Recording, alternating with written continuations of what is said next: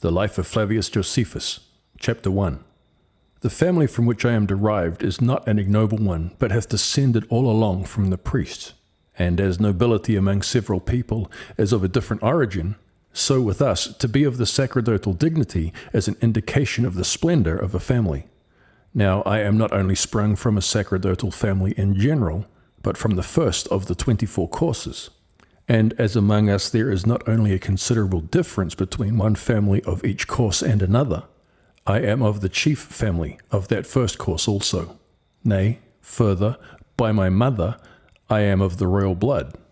For the children of Asamoneus, from whom that family was derived, had both the office of the high priesthood and the dignity of a king for a long time together. I will accordingly set down my progenitors in order. My grandfather's father was named Simon, with the addition of Psalus. He lived at the same time with that son of Simon, the high priest, who first of all the high priest was named Hyrcanus.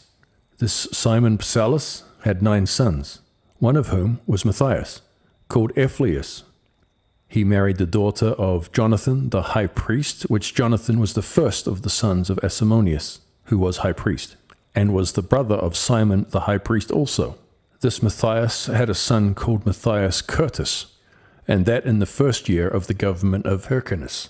His son's name was Joseph, born in the 9th year of the reign of Alexandra.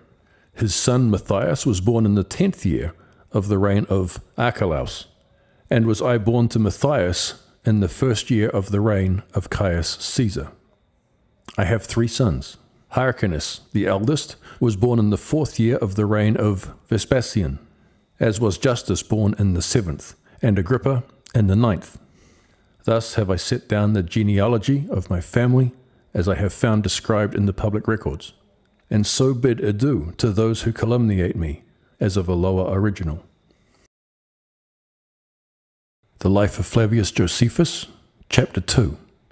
Now my father Matthias was not only eminent on account of his nobility, but had a higher commendation on account of his righteousness, and was in great reputation in Jerusalem, the greatest city we have. I was myself brought up with my brother, whose name was Matthias, for he was my own brother, by both father and mother, and I made mighty proficiency in the improvements of my learning, and appeared to have both a great memory and understanding. Moreover, when I was a child, and about 14 years of age, I was commended by all for the love I had to learning, on which account the high priests and the principal men of the city came then frequently to me together, in order to know my opinion about the accurate understanding of points of the law. And when I was about 16 years old, I had a mind to make trial of the several sects that were among us. These sects are 3. The first is that of the Pharisees, the second that of the Sadducees, and the third that of the Essenes, as we have frequently told you, for I thought that by this means I might choose the best, if I were once acquainted with them all. So I contented myself with hard fare, and underwent great difficulties, and went through them all.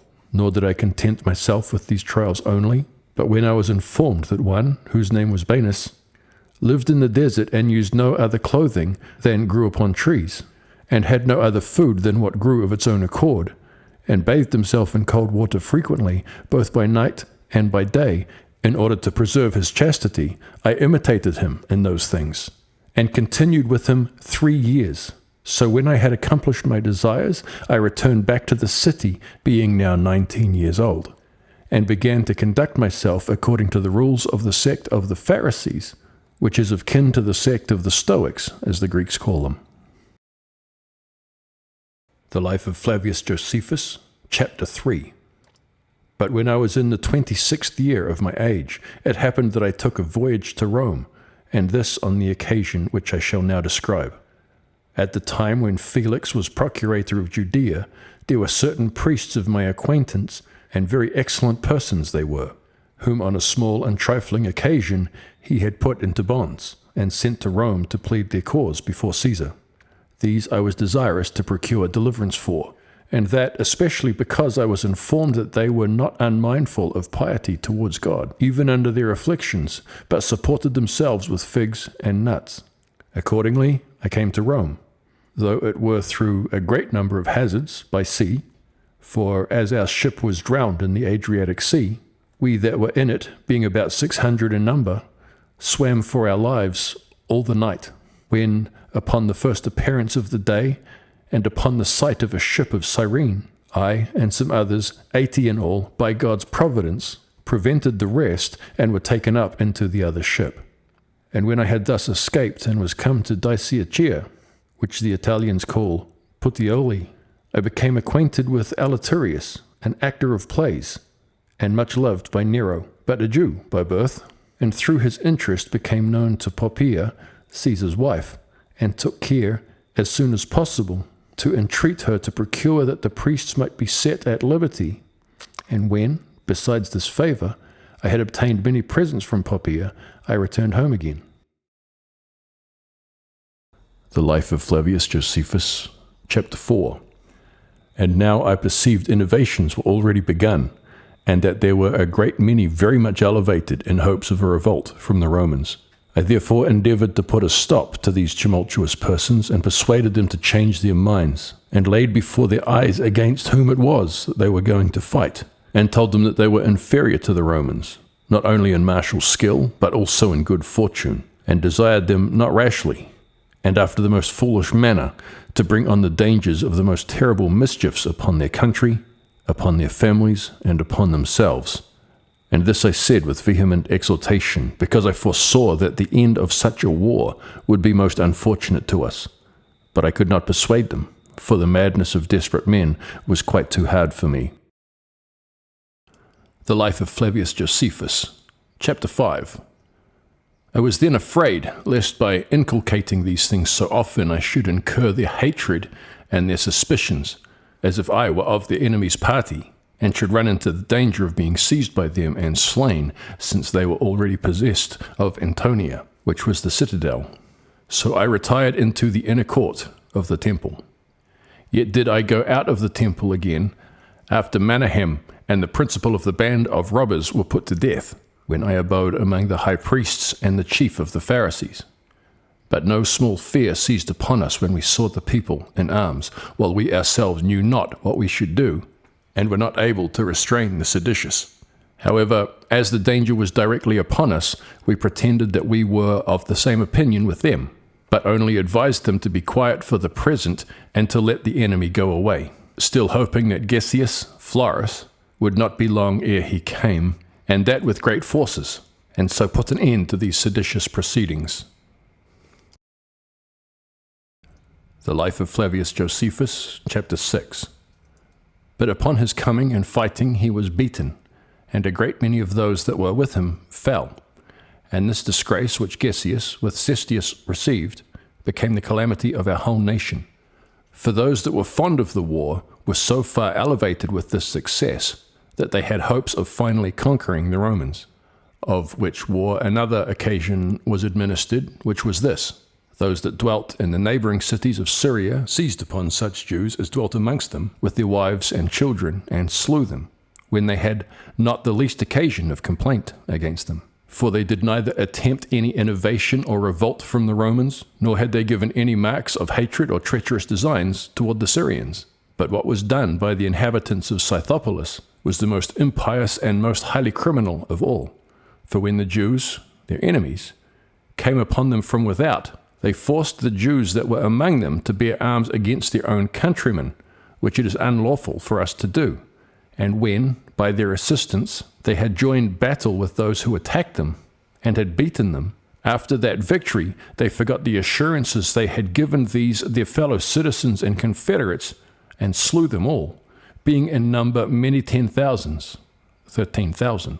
The like miseries were undergone by those Jews that were the inhabitants of Damascus. But we have given a more accurate account of these things in the books of the Jewish war.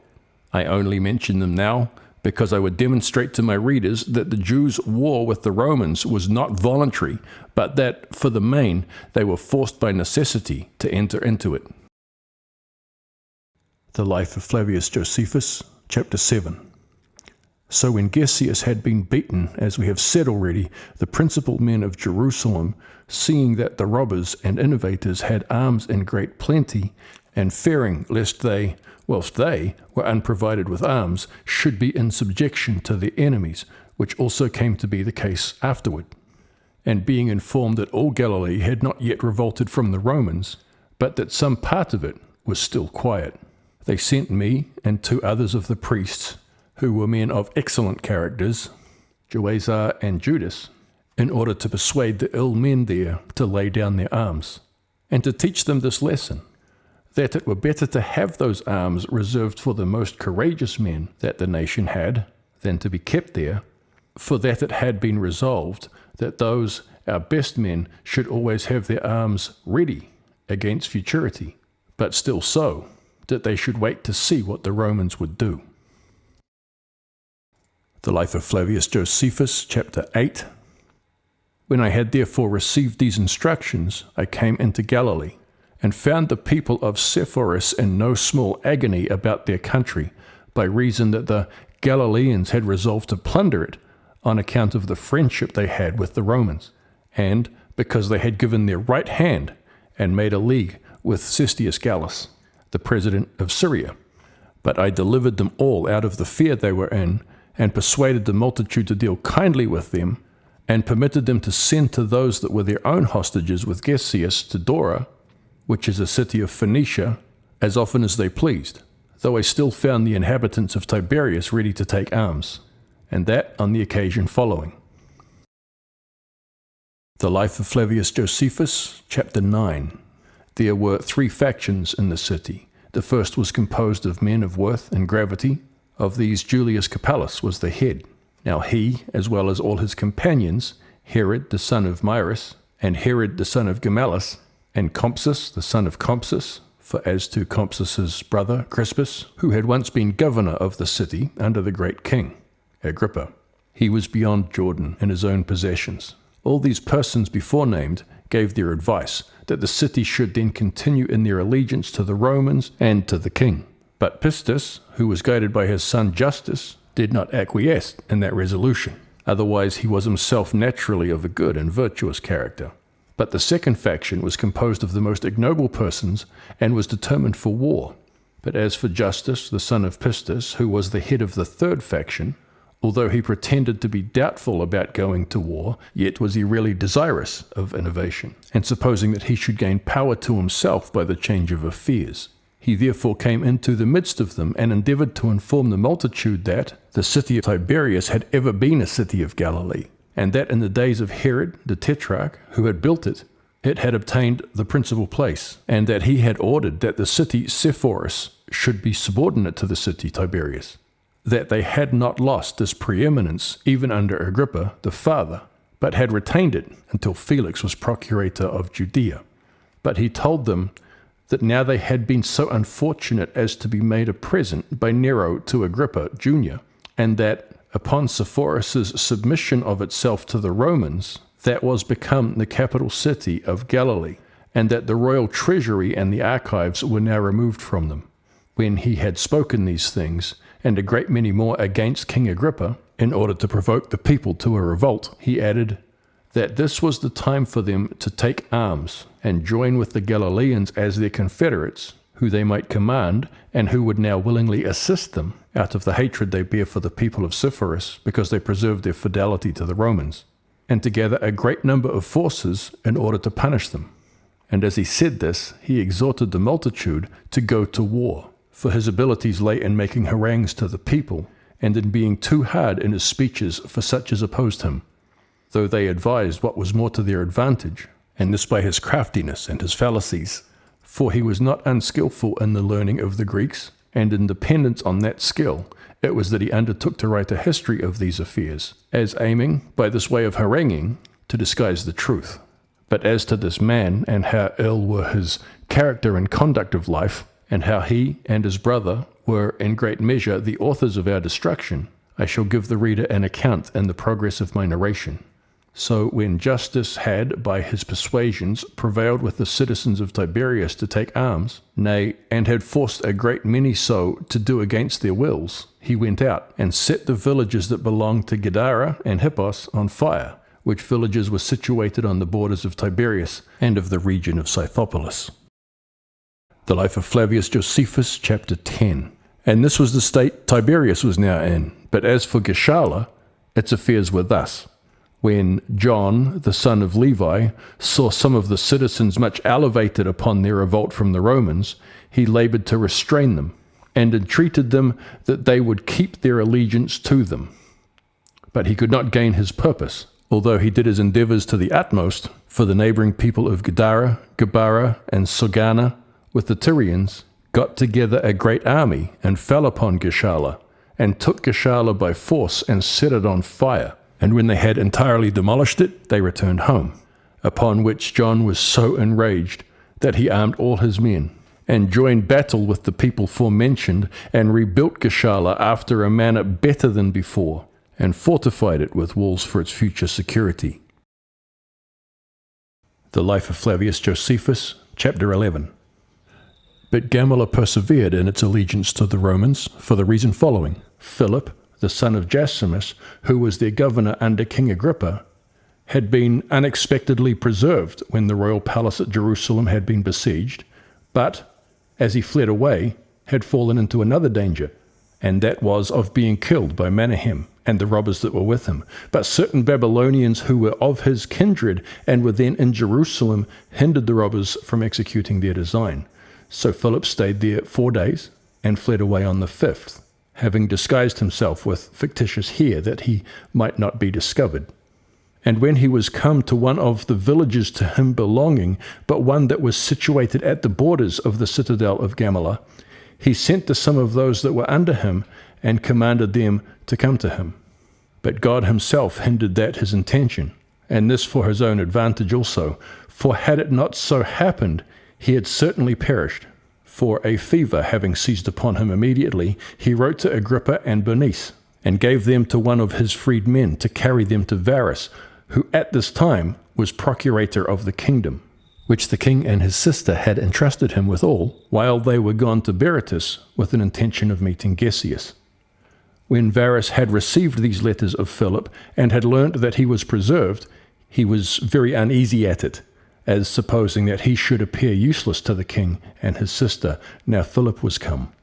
He therefore produced the carrier of the letters before the multitude, and accused him of forging the same, and said that he spake falsely when he related that Philip was at Jerusalem, fighting among the Jews against the Romans. So he slew him.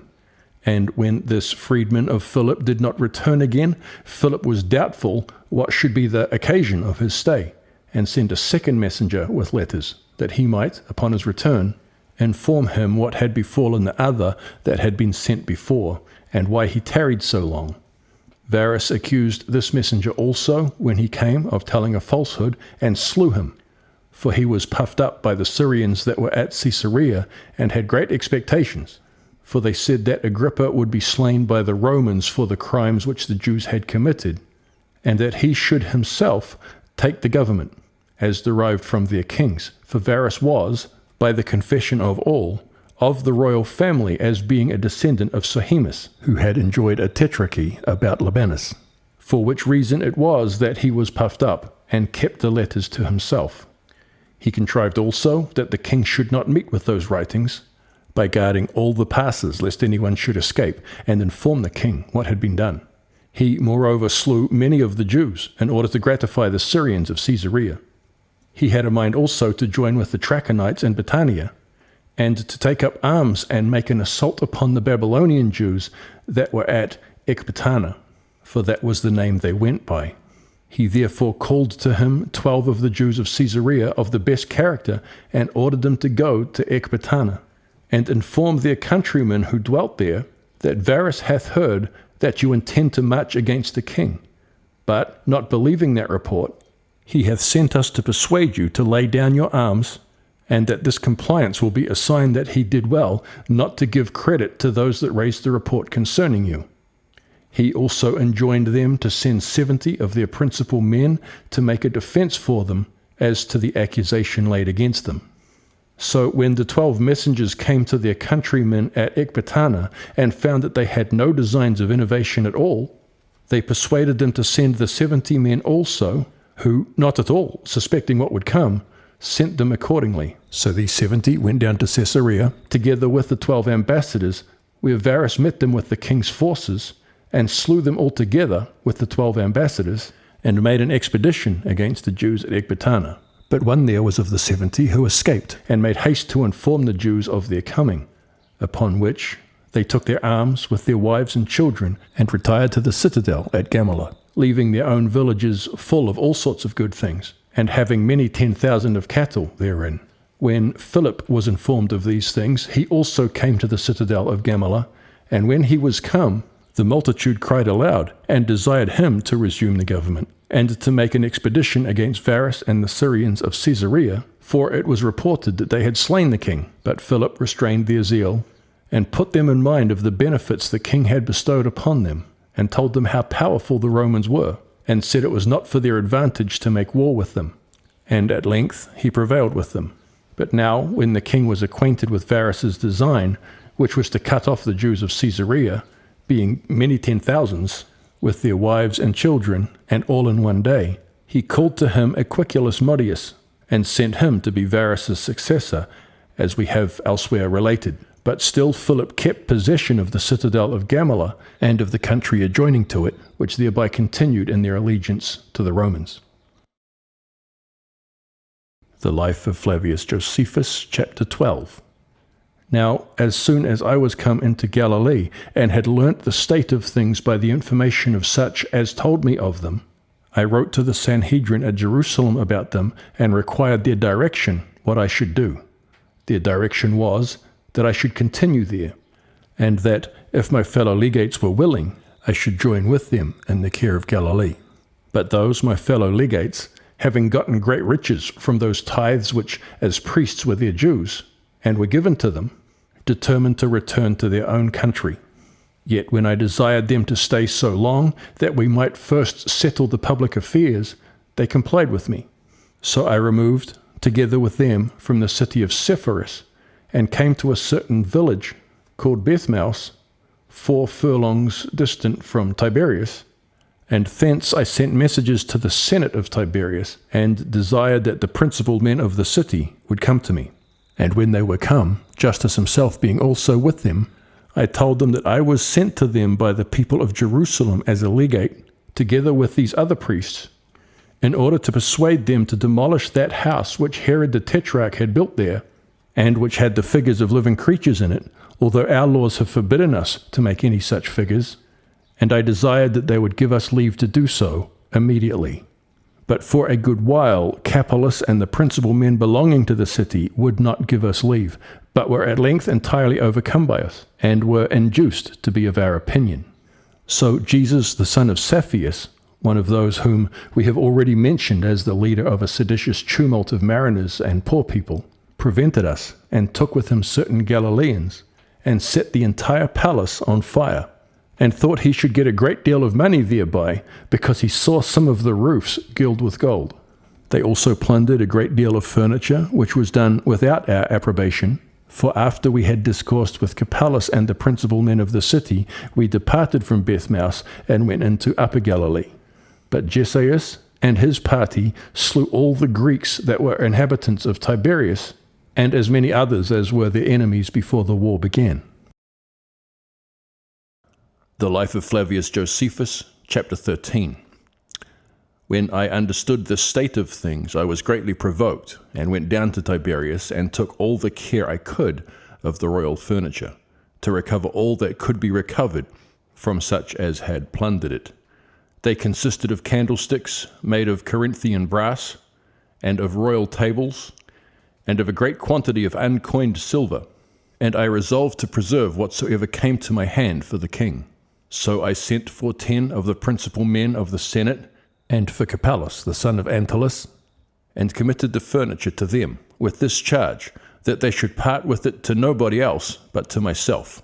From thence I and my fellow legates went to Gischala, to John, as desirous to know his intentions, and soon saw that he was for innovations, and had a mind to the principality, for he desired me to give him authority to carry off that corn which belonged to Caesar, and lay in the villages of Upper Galilee, and he pretended that he would expend what it came to in building the walls of his own city. But when I perceived what he endeavored at, and what he had in his mind, I said I would not permit him to do so. For that I thought either to keep it for the Romans or for myself. Now I was entrusted with the public affairs there by the people of Jerusalem. But when he was not able to prevail with me, he betook himself to my fellow legates, for they had no sagacity in providing for futurity, and were very ready to take bribes. So he corrupted them with money to decree that all that corn which was within his province should be delivered to him, while I, who was but one, was outvoted by two, and held my tongue. Then did John introduce another cunning contrivance of his, for he said that those Jews who inhabited Caesarea Philippi, and were shut up by the order of the king's deputy there, had sent to him to desire him that, since they had no oil that was pure for their use, he would provide a sufficient quantity of such oil for them, lest they should be forced to make use of oil that came from the Greeks, and thereby transgress their own laws. Now this was said by John not out of his regard to religion, but out of his most flagrant desire of gain.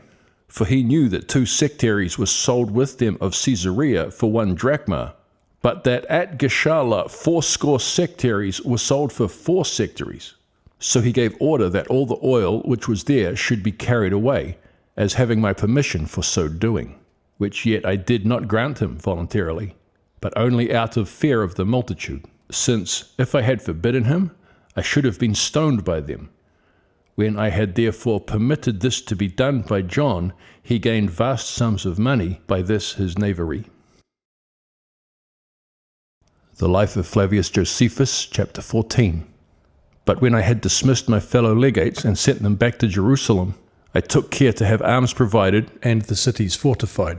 And when I had sent for the most hardy among the robbers, I saw that it was not in my power to take their arms from them. But I persuaded the multitude to allow them money as pay, and told them it was better for them to give a little willingly, rather than to be forced to overlook them when they plundered their goods from them. And when I had obliged them to take an oath not to come into that country, unless they were invited to come, or else when they had not their pay given them, I dismissed them, and charged them neither to make an expedition against the Romans, nor against those their neighbors that lay around about them. For my first care was to keep Galilee in peace.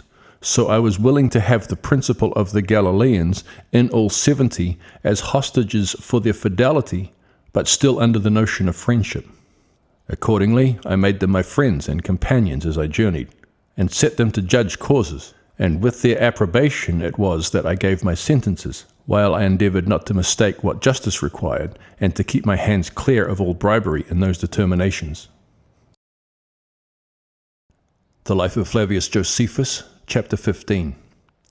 I was now about the 30th year of my age, in which time of life it is a hard thing for anyone to escape the calamities of the envious, although he restrain himself from fulfilling any unlawful desires, especially where a person is in great authority. Yet did I preserve every woman free from injuries, and as to what presents were offered me, I despised them, as not standing in need of them, nor indeed would I take those tithes which were due to me as a priest from those that brought them. Yet do I confess that I took part of the spoils of those Syrians which inhabited the cities that adjoined to us when I had conquered them, and that I sent them to my kindred at Jerusalem. Although when I twice took Sepphoris by force, and Tiberius 4 times, and Gadara once, and when I had subdued and taken John, who often laid treacherous snares for me, I did not punish with death either him or any of the people forenamed, as the progress of this discourse will show. And on this account, I suppose it was that God, who is never unacquainted with those that do as they ought to do, delivered me still out of the hands of these my enemies, and afterwards preserved me when I fell into those many dangers which I shall relate hereafter. The Life of Flavius Josephus, chapter 16. Now the multitude of the Galileans had that great kindness for me, and fidelity to me, that when their cities were taken by force, and their wives and children carried into slavery, they did not so deeply lament for their own calamities, as they were solicitous for my preservation. But when John saw this, he envied me, and wrote to me, desiring that I would give him leave to come down and make use of the hot baths of Tiberias for the recovery of the health of his body. Accordingly, I did not hinder him, as having no suspicion of any wicked designs of his. And I wrote to those to whom I had committed the administration of the affairs of Tiberias by name, that they should provide a lodging for John, and for such as should come with him, and should procure him what necessaries soever he should stand in need of. Now at this time my abode was in a village of Galilee, which is named Cana. The life of Flavius Josephus, chapter 17. But when John was come to the city of Tiberias, he persuaded the men to revolt from their fidelity to me, and to adhere to him. And many of them gladly received that invitation of his, as ever fond of innovations, and by nature disposed to changes, and delighting in seditions. But they were chiefly Justus and his father Pistus, that were earnest for their revolt from me, and their adherence to John.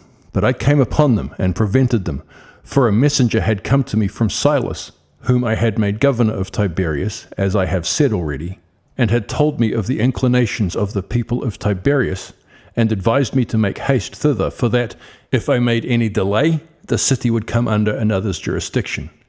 Upon the receipt of this letter of Silas, I took 200 men along with me, and travelled all night, having sent before a messenger to let the people of Tiberias know that I was coming to them.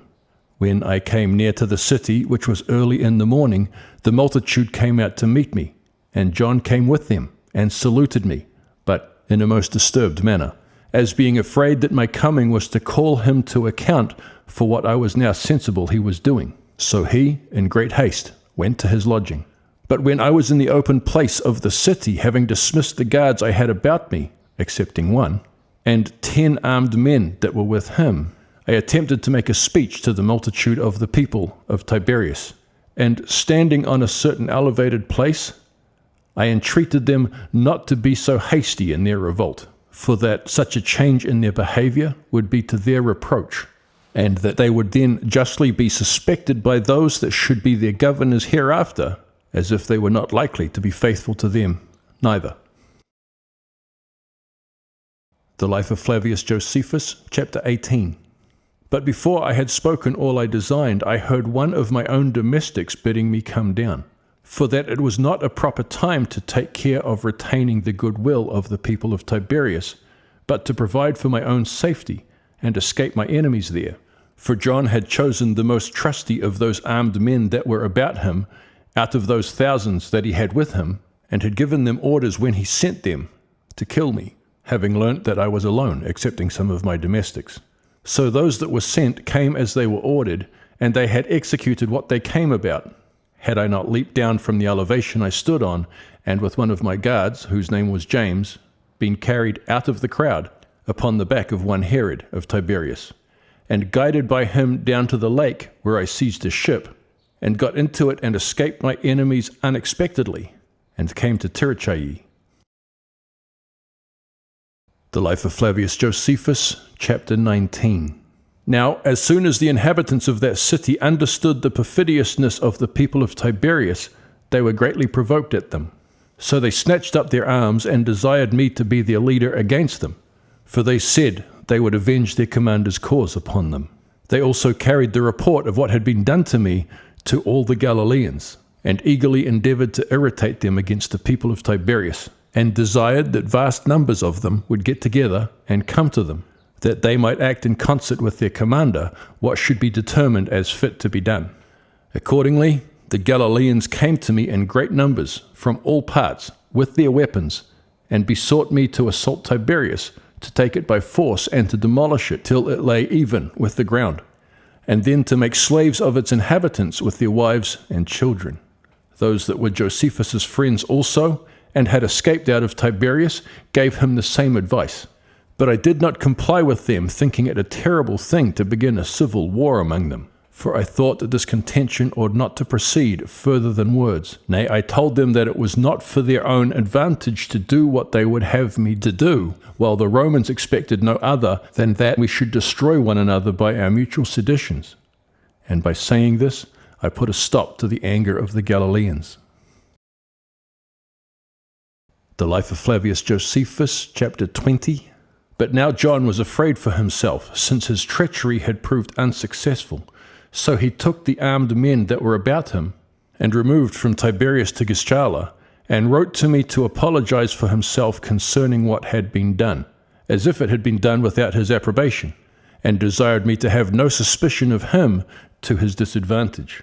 He also added oaths and certain horrible curses upon himself, and supposed he should be thereby believed in the points he wrote about to me. The Life of Flavius Josephus, chapter 21. But now another great number of the Galileans came together, again with their weapons, as knowing the man, how wicked and how sadly perjured he was, and desired me to lead them against him, and promised me that they would utterly destroy both him and Gichala. Hereupon I professed that I was obliged to them for their readiness to serve me, and that I would more than requite their goodwill to me. However, I entreated them to restrain themselves, and begged of them to give me leave to do what I intended, which was to put an end to these troubles without bloodshed. And when I had prevailed with the multitude of the Galileans to let me do so, I came to Sepphoris. The Life of Flavius Josephus, chapter 22. But the inhabitants of the city, having determined to continue in their allegiance to the Romans, were afraid of my coming to them, and tried, by putting me upon another action, to divert me, that they might be freed from the terror they were in. Accordingly they sent to Jesus, the captain of those robbers who were in the confines of Ptolemais, and promised to give him a great deal of money, if he would come with those forces he had with him, which were in number 800, and fight with us.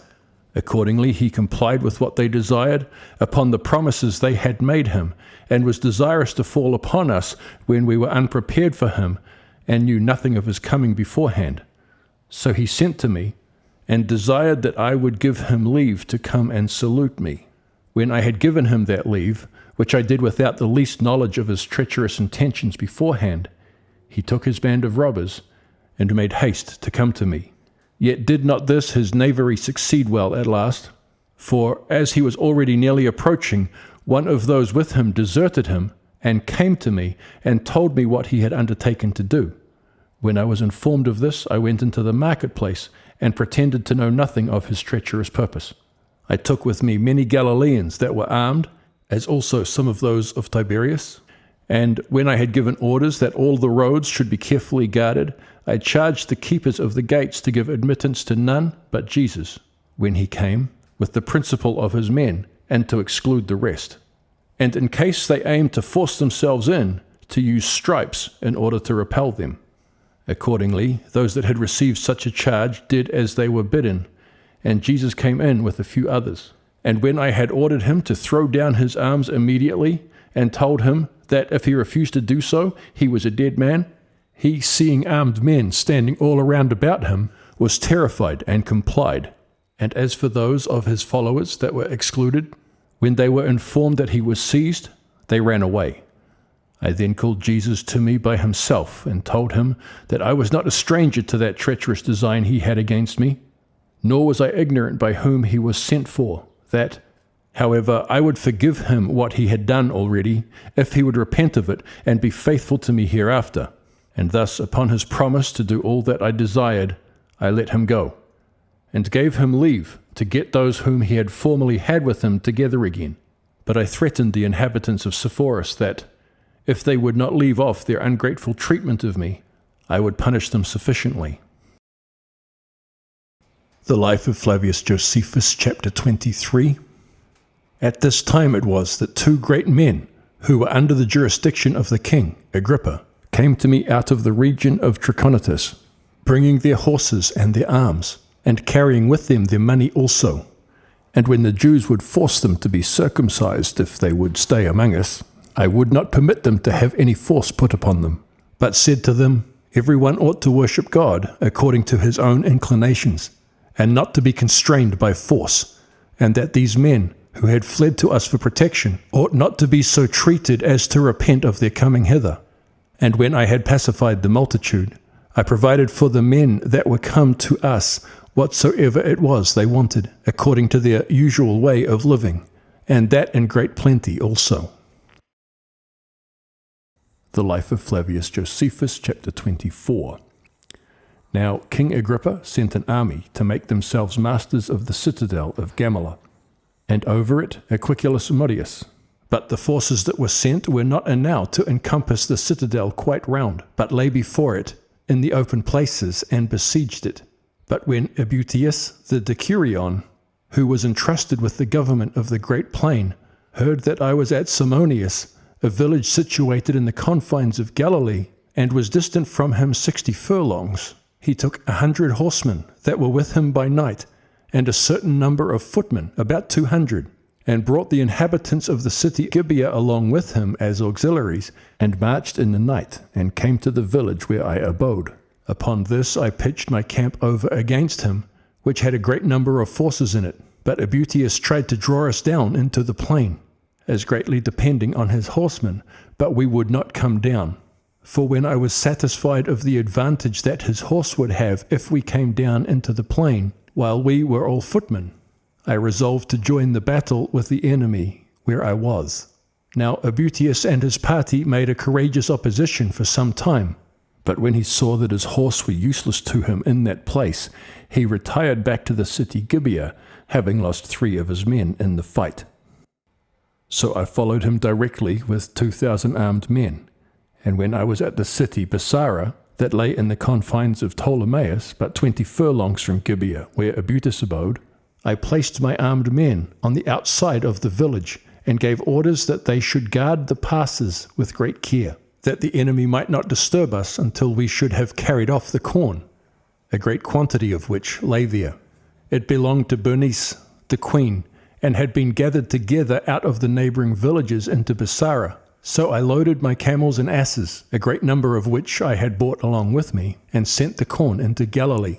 When I had done this, I offered Ebutius battle.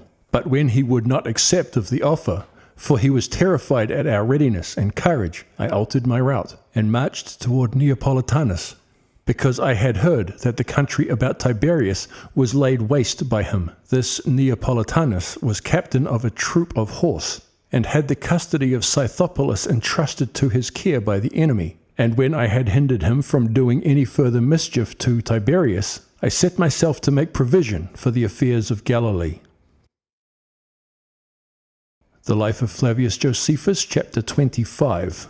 But when John, the son of Levi, who, as we before told you, abode in Gischala, was informed how all things had succeeded to my mind, and that I was much in favor with those that were under me, as also that the enemy were greatly afraid of me, he was not pleased with it, as thinking my prosperity tended to his ruin. So he took up a bitter envy and enmity against me, and hoping that if he could inflame those that were under me to hate me, he should put an end to the prosperity I was in, he tried to persuade the inhabitants of Tiberias and of Sepphoris, and for those of Gabara he supposed they would be also of the same mind with the others, which were the greatest cities of Galilee, to revolt from their subjection to me, and to be of his party, and told them that he would command them better than I did.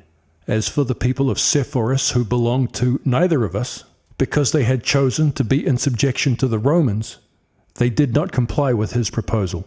And for those of Tiberias, they did not indeed so far comply as to make a revolt from under me, but they agreed to be his friends, while the inhabitants of Gabara did go over to John, and it was Simon that persuaded them so to do, one who was both the principal man in the city and a particular friend and companion of John. It is true, these did not openly own the making a revolt, because they were in great fear of the Galileans, and had frequent experience of the goodwill they bore to me.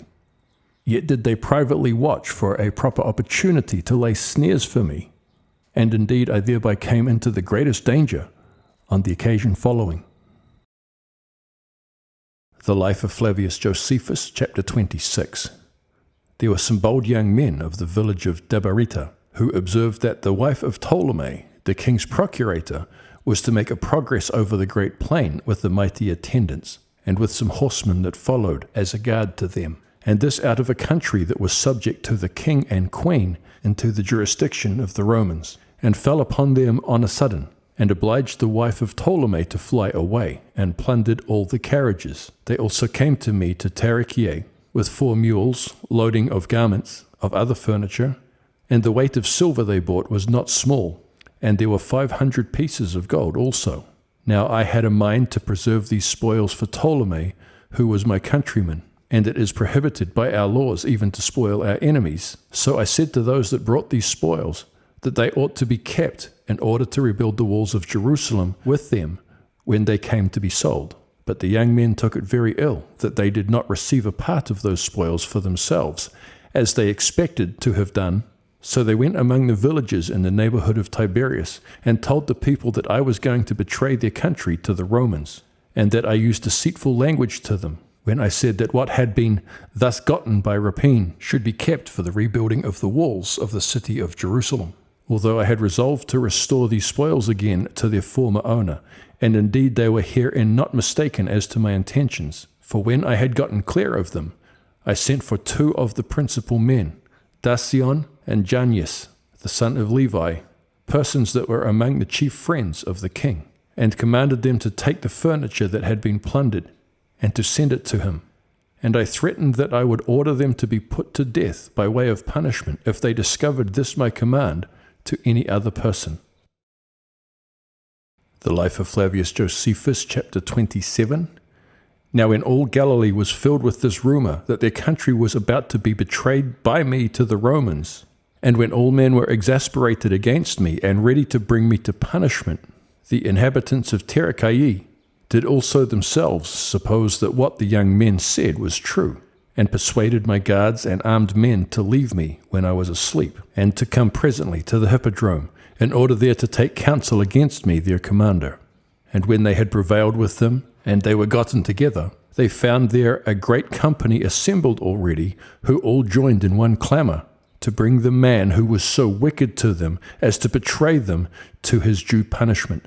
And it was Jesus, the son of Flavius, who principally set them on. He was ruler in Tiberias, a wicked man, and naturally disposed to make disturbances in matters of consequence. A seditious person he was indeed, and an innovator beyond everybody else. He then took the laws of Moses into his hands, and came into the midst of the people, and said, O my fellow citizens, if you are not disposed to hate Josephus on your own account, have regard, however, to these laws of your country, which your commander-in-chief is going to betray. Hate him, therefore, on both these accounts, and bring the man who hath acted thus insolently to his deserved punishment. The Life of Flavius Josephus, chapter 28. When he had said this, and the multitude had openly applauded him for what he had said, he took some of the armed men, and made haste away to the house in which I lodged, as if he would kill me immediately, while I was wholly insensible of all till this disturbance happened, and by reason of the pains I had been taking, was fallen fast asleep. But Simon, who was entrusted with the care of my body, and was the only person that stayed with me, and saw the violent incursion the citizens made upon me, awakened me, and told me of the danger I was in, and desired me to let him kill me, that I might die bravely and like a general before my enemies came in, and forced me to kill myself, or killed me themselves. Thus did he discourse to me, but I committed the care of my life to God, and made haste to go out to the multitude. Accordingly, I put on a black garment, and hung my sword at my neck, and went by such a different way to the hippodrome, wherein I thought none of my adversaries would meet me. So I appeared among them on the sudden, and fell down flat on the earth, and bedewed the ground with my tears. Then I seemed to them all an object of compassion. And when I perceived the change that was made in the multitude, I tried to divide their opinions before the armed men should return from my house. So I granted them that I had been as wicked as they supposed me to be. But still I entreated them to let me first inform them for what use I had kept the money which rose from the plunder, and that they might then kill me if they pleased. And upon the multitude's ordering me to speak, the armed men came upon me, and when they saw me, they ran to kill me. But when the multitude bade them hold their hands, they complied, and expected that as soon as I should own to them that I kept the money for the king, it would be looked on as a confession of my treason, and they should then be allowed to kill me. The Life of Flavius Josephus, chapter 29. When therefore silence was made by the whole multitude, I spake thus to them, O my countrymen, I refuse not to die if justice so require. However, I am desirous to tell you the truth of this matter before I die. For as I know that this city of yours, Terakai, was a city of great hospitality, and filled with abundance of such men as have left their own countries, and are come hither to be partakers of your fortune, whatever it be, I had a mind to build walls about it, out of this money for which you are so angry with me, while yet it was to be expended in the building of your own walls. Upon my saying this, the people of Terakai and the strangers cried out, that they give me thanks, and desired me to be of good courage, although the Galileans and the people of Tiberias continued in their wrath against me, insomuch that there arose a tumult among them, while some threatened to kill me, and some bade me not to regard them. But when I promised them that I would build them walls at Tiberias and at other cities that wanted them, they gave credit to what I promised, and returned every one to his own home. So I escaped the forementioned danger beyond all my hopes, and returned to my own house, accompanied with my friends, and 20 armed men also. The Life of Flavius Josephus, chapter 30. However, these robbers and other authors of this tumult, who were afraid on their own account, lest I should punish them for what they had done, took 600 armed men, and came to the house where I abode, in order to set it on fire.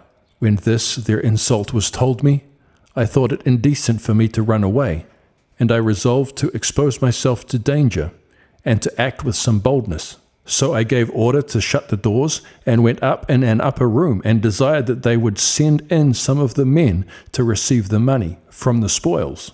For I told them they would then have no occasion to be angry with me. And when they had sent in one of the boldest of them all, I had him whipped severely. And I commanded that one of his hands should be cut off and hung about his neck, and in this case was he put out to those that sent him. At which procedure of mine they were greatly affrighted, and in no small consternation, and were afraid that they should themselves be served in like manner if they stayed there. For they supposed that I had in the house more armed men than they had themselves. So they ran away immediately, while I, by the use of the stratagem, escaped this their second treacherous design against me. The Life of Flavius Josephus, chapter 31. But there were still some that irritated the multitude against me, and said that those great men that belonged to the king ought not to be suffered to live, if they would not change their religion to the religion of those to whom they fled for safety. They spake reproachfully of them also, and said that they were wizards, and such as called in the Romans upon them. So the multitude was soon deluded by such plausible pretenses as were agreeable to their own inclinations, and were prevailed on by them. But when I was informed of this, I instructed the multitude again, that those who fled to them for refuge ought not to be persecuted. I also laughed at the allegation about witchcraft, and told them that the Romans would not maintain so many 10,000 soldiers, if they could overcome their enemies by wizards. Upon my saying this, the people assented for a while, but they returned again afterwards as irritated by some ill people against the great men. Nay, they once made an assault upon the house in which they dwelt in Terakai in order to kill them, which, when I was informed of, I was afraid lest so horrid a crime should take effect, and nobody else would make that city their refuge any more. I therefore came myself, and some others with me, to the house where these great men lived, and locked the doors, and had a trench drawn from their house leading to the lake, and sent for a ship, and embarked therein with them, and sailed to the confines of Hippos. I also paid them the value of their horses, nor in such a flight could I have their horses brought to them. I then dismissed them, and begged of them earnestly that they would courageously bear the distress which befell them. I was also myself greatly displeased that I was compelled to expose those that had fled to me, to go again into an enemy's country. Yet did I think it more eligible that they should perish among the Romans, if it should so happen, than in the country that was under my jurisdiction. However, they escaped at length, and King Agrippa forgave them their offences, and this was the conclusion of what concerned these men. The Life of Flavius Josephus, chapter 32. But as for the inhabitants of the city of Tiberias, they wrote to the king, and desired him to send them forces sufficient to be a guard to their country, for that they were desirous to come over to him. This is what they wrote to him. But when I came to them, they desired me to build their walls, as I had promised them to do, for they heard that the walls of Terakai were already built. I agreed to their proposal accordingly, and when I had made preparation for the entire building, I gave order to the architects to go to work. But on the third day, when I was gone to Terakai, which was 30 furlongs distant from Tiberias, it so fell out that some Roman horsemen were discovered on their march not far from the city, which made it to be supposed that the forces were come from the king, upon which they shouted and lifted up their voices in commendations of the king and in reproaches against me. Hereupon one came running to me and told me what their dispositions were, and that they had resolved to revolt from me. Upon hearing which news I was very much alarmed, for I had already sent away my armed men from Terakai to their own homes, because the next day was our Sabbath. For I would not have the people of Terakai disturbed on that day by a multitude of soldiers. And indeed, whenever I sojourned at that city, I never took any particular care for a guard about my own body, because I had had frequent instances of the fidelity its inhabitants bore to me. I had now about me no more than 7 armed men, besides some friends, and was doubtful what to do. For to send to recall my own forces I did not think proper, because the present day was almost over, and had those forces been with me, I could not take up arms on the next day, because our laws forbade us so to do, even though our necessity should be very great.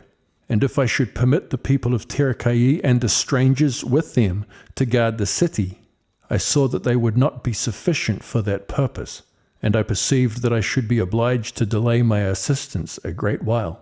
For I thought with myself that the forces that came from the king would prevent me, and that I should be driven out of the city. I considered, therefore, how to get clear of these forces by a stratagem. So I immediately placed those my friends of Terakai, on whom I could best confide, at the gates, to watch those very carefully who went out at those gates. I also called to me the heads of families, and bade every one of them to seize upon a ship, to go on board it, and to take a master with them, and follow him to the city of Tiberias. I also myself went on board one of those ships, with my friends and the 7 armed men already mentioned, and sailed for Tiberias. The Life of Flavius Josephus, chapter 33. But now, when the people of Tiberias perceived that there were no forces come from the king, and yet saw the whole lake full of ships, they were in fear what would become of their city, and were greatly terrified, as supposing that the ships were full of men on board. So they then changed their minds, and threw down their weapons, and met me with their wives and children, and made acclamations to me with great commendations, for they imagined that I did not know their former inclinations to have been against me. So they persuaded me to spare the city. But when I was come near enough, I gave order to the masters of the ships to cast anchor a good way off the land, that the people of Tiberias might not perceive that the ships had no men on board. But I went nearer to the people in one of the ships, and rebuked them for their folly, and that they were so fickle as, without any just occasion in this world, to revolt from their fidelity to me. However, I assured them that I would entirely forgive them for the time to come, if they would send 10 of the ringleaders of the multitude to me. And when they complied readily with this proposal, and sent me the men forementioned, I put them on board a ship, and sent them away to Terakai, and ordered them to be kept in prison. The Life of Flavius Josephus, chapter 34. And by this stratagem it was that I gradually got all the senate of Tiberias into my power, and sent them to the city forementioned, with many of the principal men among the populace, and those not fewer in number than the other. But when the multitude saw into what great miseries they had brought themselves, they desired me to punish the author of this sedition. His name was Clitus, a young man, bold and rash in his undertakings. Now, since I thought it was not agreeable to piety to put one of my own people to death, and yet found it necessary to punish him, I ordered Levi, one of my own guards, to go to him and cut off one of Clitus's hands. But as he that was ordered to do this was afraid to go out of the ship alone amongst so great a multitude, I was not willing that the timorousness of the soldier should appear to the people of Tiberias. So I called to Clitus himself, and said to him, Since thou deservest to lose both thine hands for thy ingratitude to me, be thou thine own executioner, lest, if thou refusest so to be, thou undergo a worse punishment. And when he earnestly begged of me to spare him one of his hands, it was with difficulty that I granted it. So in order to prevent the loss of both his hands, he willingly took his sword and cut off his own left hand, and put an end to the sedition. The Life of Flavius Josephus, chapter 35. Now the men of Tiberias, after I was gone to Tarichae, perceived what stratagem I had used against them, and they admired how I had put an end to their foolish sedition without shedding of blood. But now, when I had sent for some of those multitudes of the people of Tiberias out of prison, among whom were Justus and his father Pistus, I made them to sup with me, and during our supper time I said to them, that I knew the power of the Romans was superior to all others, but did not say so publicly because of the robbers. So I advised them to do as I did, and to wait for a proper opportunity, and not to be uneasy at my being their commander, for that they could not expect to have another who would use the like moderation that I had done. I also put Justus in mind how the Galileans had cut off his brother's hands before ever I came to Jerusalem, upon an accusation laid against him, as if he had been a rogue, and had forged some letters, as also how the people of Gamala, in a sedition they raised against the Babylonians, after the departure of Philip, slew Charles, who was a kinsman of Philip, and withal how they had wisely punished Jesus, his brother Justus's sister's husband, with death. When I had said this to them during supper time, I in the morning ordered Justus and all the rest that were in prison to be loosed out of it and sent away. The Life of Flavius Josephus, chapter 36. But before this, it happened that Philip, the son of Josephus, went out of the citadel of Gamala upon the following occasion. When Philip had been informed that Varus was put out of his government by King Agrippa, and that Aquiculus Modius, a man that was of old his friend and companion, was come to succeed him, he wrote to him and related what turns of fortune he had had, and desired him to forward the letters he had sent to the king and queen. Now when Modius had received these letters, he was exceedingly glad, and sent the letters to the king and queen, who were then about Berytus. But when King Agrippa knew that the story about Philip was false, for it had been given out that the Jews had begun a war with the Romans, and that this Philip had been their commander in that war, he sent some horsemen to conduct Philip to him. And when he was come, he saluted him very obligingly, and showed him to the Roman commanders, and told them that this was the man of whom the report had gone about, as if he had revolted from the Romans. He also bid him to take some horsemen with him, and to go quickly to the citadel of Gamala, and to bring out thence all his domestics, and to restore the Babylonians to Britannia again. He also gave it him in charge to take all possible care that none of his subjects should be guilty of making any innovation. Accordingly, upon these directions from the king, he made haste to do what he was commanded. The Life of Flavius Josephus, chapter 37. Now there was one Joseph, the son of a female physician, who excited a great many young men to join with them. He also insolently addressed himself to the principal persons at Gamala, and persuaded them to revolt from the king and take up arms, and gave them hopes that they should, by his means, recover their liberty. And some they forced into the service, and those that would not acquiesce in what they had resolved on, they slew. They also slew Charles, and with him Jesus, one of his kinsmen, and a brother of Justus of Tiberias, as we have already said. Those of Gamala also wrote to me, desiring me to send them an armed force, and workmen to raise up the walls of their city, nor did I reject either of their requests. The region of Gaulanitis did also revolt from the king, as far as the village Soloma. I also built a wall about Seleucia and Sagani, which are villages naturally of very great strength. Moreover, I, in like manner, walled several villages of Upper Galilee, though they were very rocky of themselves. Their names are Jamnia, and Meroth, and Achabar, I also fortified in the lower Galilee the cities Tarichai, Tiberias, Sepphoris, and the villages, the cave of Arbela, Bersobi, Salomon, Jotapata, Capheracho, and Sego, and Japhar, and Mount Tabor. I also laid up a great quantity of corn in these places, and arms withal, that might be for their security afterward.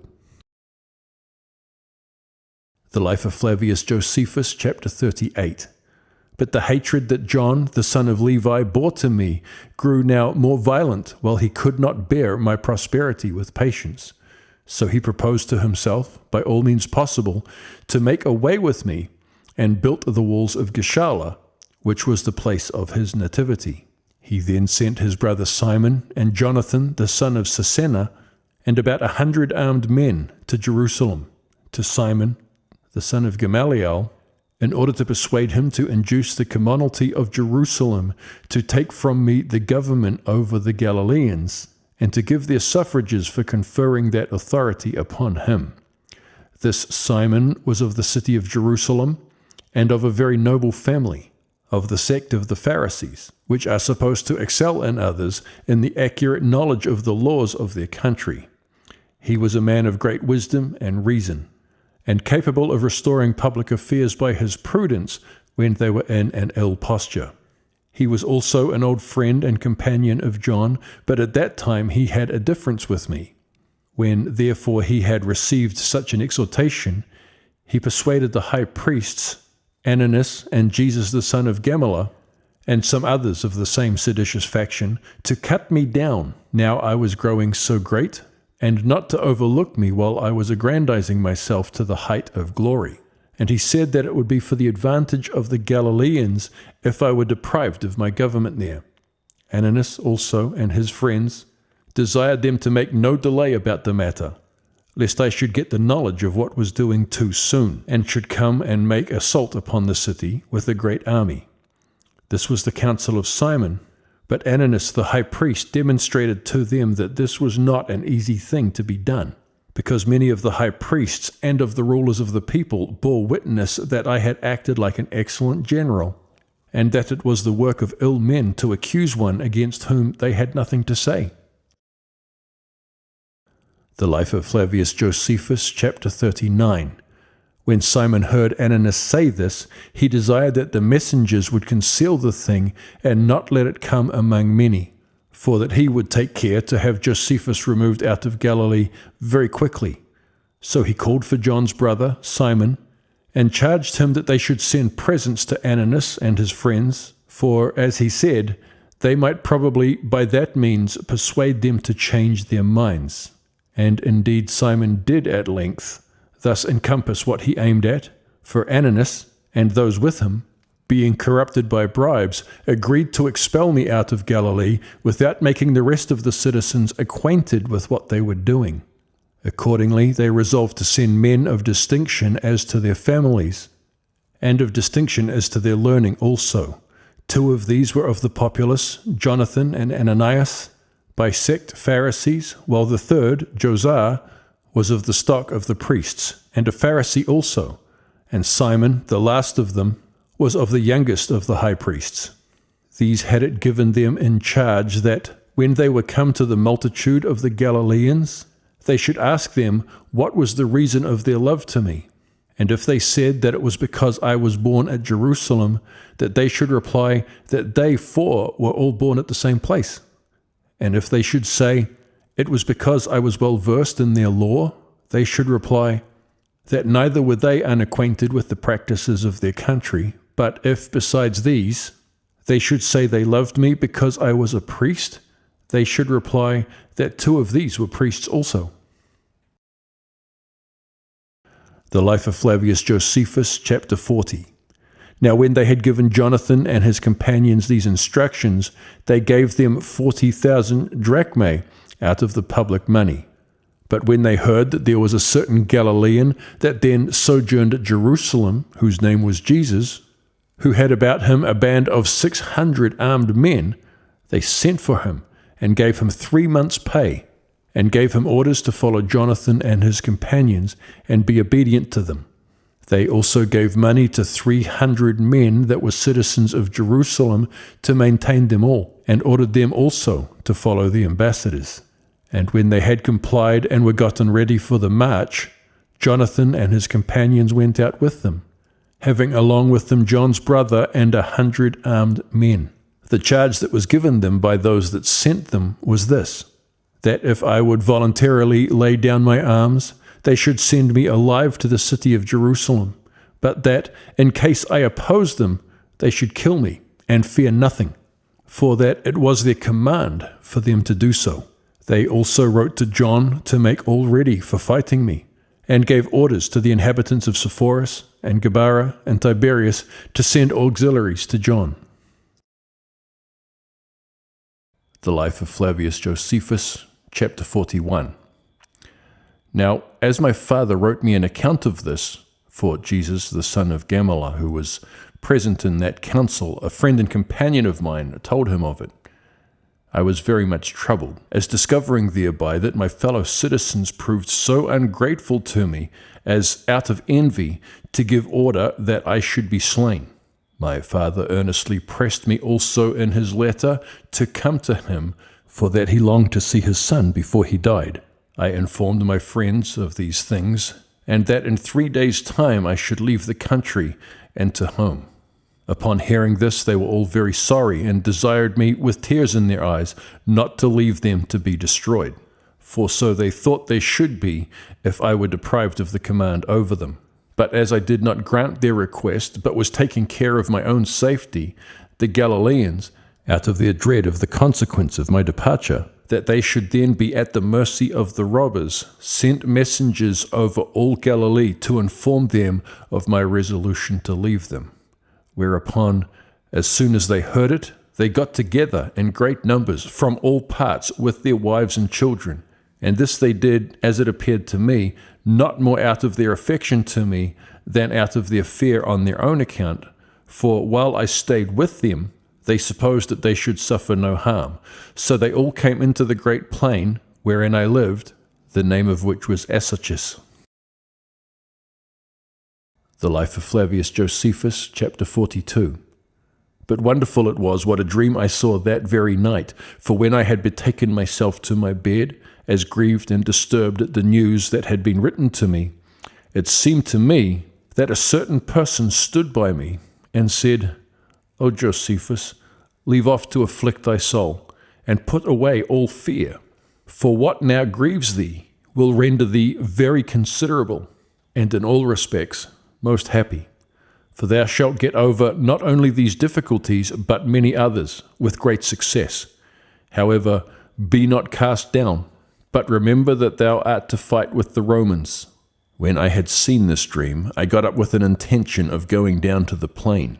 Now, when the whole multitude of the Galileans, among whom were the women and children, saw me, they threw themselves down upon their faces, and with tears in their eyes besought me not to leave them exposed to their enemies, nor to go away and permit their country to be injured by them. But when I did not comply with their entreaties, they compelled me to take an oath that I would stay with them. They also cast abundance of reproaches upon the people of Jerusalem, that they would not let their country enjoy peace. The Life of Flavius Josephus, Chapter 43. When I heard this and saw what sorrow the people were in, I was moved with compassion to them, and thought it became me to undergo the most manifest hazards for the sake of so great a multitude. So I let them know I would stay with them. And when I had given order that 5,000 of them should come to me armed, and with provisions for their maintenance, I sent the rest away to their own homes. And when those 5,000 were come, I took them, together with 3,000 of the soldiers that were with me before, and 80 horsemen, and marched to the village of Chabalo, situated in the confines of Ptolemais, and there kept my forces together, pretending to get ready to fight with Placidus, who was come with 2 cohorts of footmen, and 1 troop of horsemen, and was sent thither by Cestius Gallus to burn those villages of Galilee that were near Ptolemais, upon whose casting up a bank before the city Ptolemais, I also pitched my camp at about the distance of 60 furlongs from that village, And now we frequently brought out our forces as if we would fight, but proceeded no further than the skirmishes at a distance. For when Placidus perceived that I was earnest to come to a battle, he was afraid, and avoided it. Yet did he not remove from the neighborhood of Ptolemais. The Life of Flavius Josephus, chapter 44. About this time it was that Jonathan and his fellow legates came. They were sent, as we have said already, by Simon and Ananus the high priest. And Jonathan contrived how he might catch me by treachery, for he durst not make any attempt upon me openly. So he wrote me the following epistle. Jonathan and those that are with him, and are sent by the people of Jerusalem to Josephus, send greeting. We are sent by the principal men of Jerusalem, who have heard that John of Gischala hath laid many snares for thee, to rebuke him and to exhort him to be subject to thee hereafter. We are also desirous to consult with thee about our common concerns and what is fit to be done. We therefore desire thee to come to us quickly and to bring only a few men with thee, for this village will not contain a great number of soldiers. Thus it was that they wrote, as expecting one of two things, either that I should come without armed men, and then they should have me wholly in their power, or, if I came with a great number, they should judge me to be a public enemy. Now it was a horseman who brought the letter, a man at other times bold, and one that had served in the army under the king. It was the 2nd hour of the night that he came, when I was feasting with my friends and the principal of the Galileans. This man, upon my servants telling me that a certain horseman of the Jewish nation was come, was called in at my command, but did not so much as salute me at all, but held out a letter, and said, This letter is sent thee by those that are come from Jerusalem. Do thou write an answer to it quickly, for I am obliged to return to them very soon. My guests could not but wonder at the boldness of the soldier, but I desired him to sit down and sup with us. But when he refused so to do, I held the letter in my hand as I received it, and fell a-talking with my guests about other matters. But a few hours afterwards I got up, and when I had dismissed the rest to go to their beds, I bid only 4 of my intimate friends to stay, and ordered my servant to get some wine ready. I also opened the letter so that nobody could perceive it, and understanding thereby presently the purport of the writing, I sealed it up again, and appeared as if I had not yet read it, but only held it in my hands. I ordered 20 drachmae should be given to the soldier for the charges of his journey. And when he took the money, and said that he thanked me for it, I perceived that he loved money, and that he was to be caught chiefly by that means.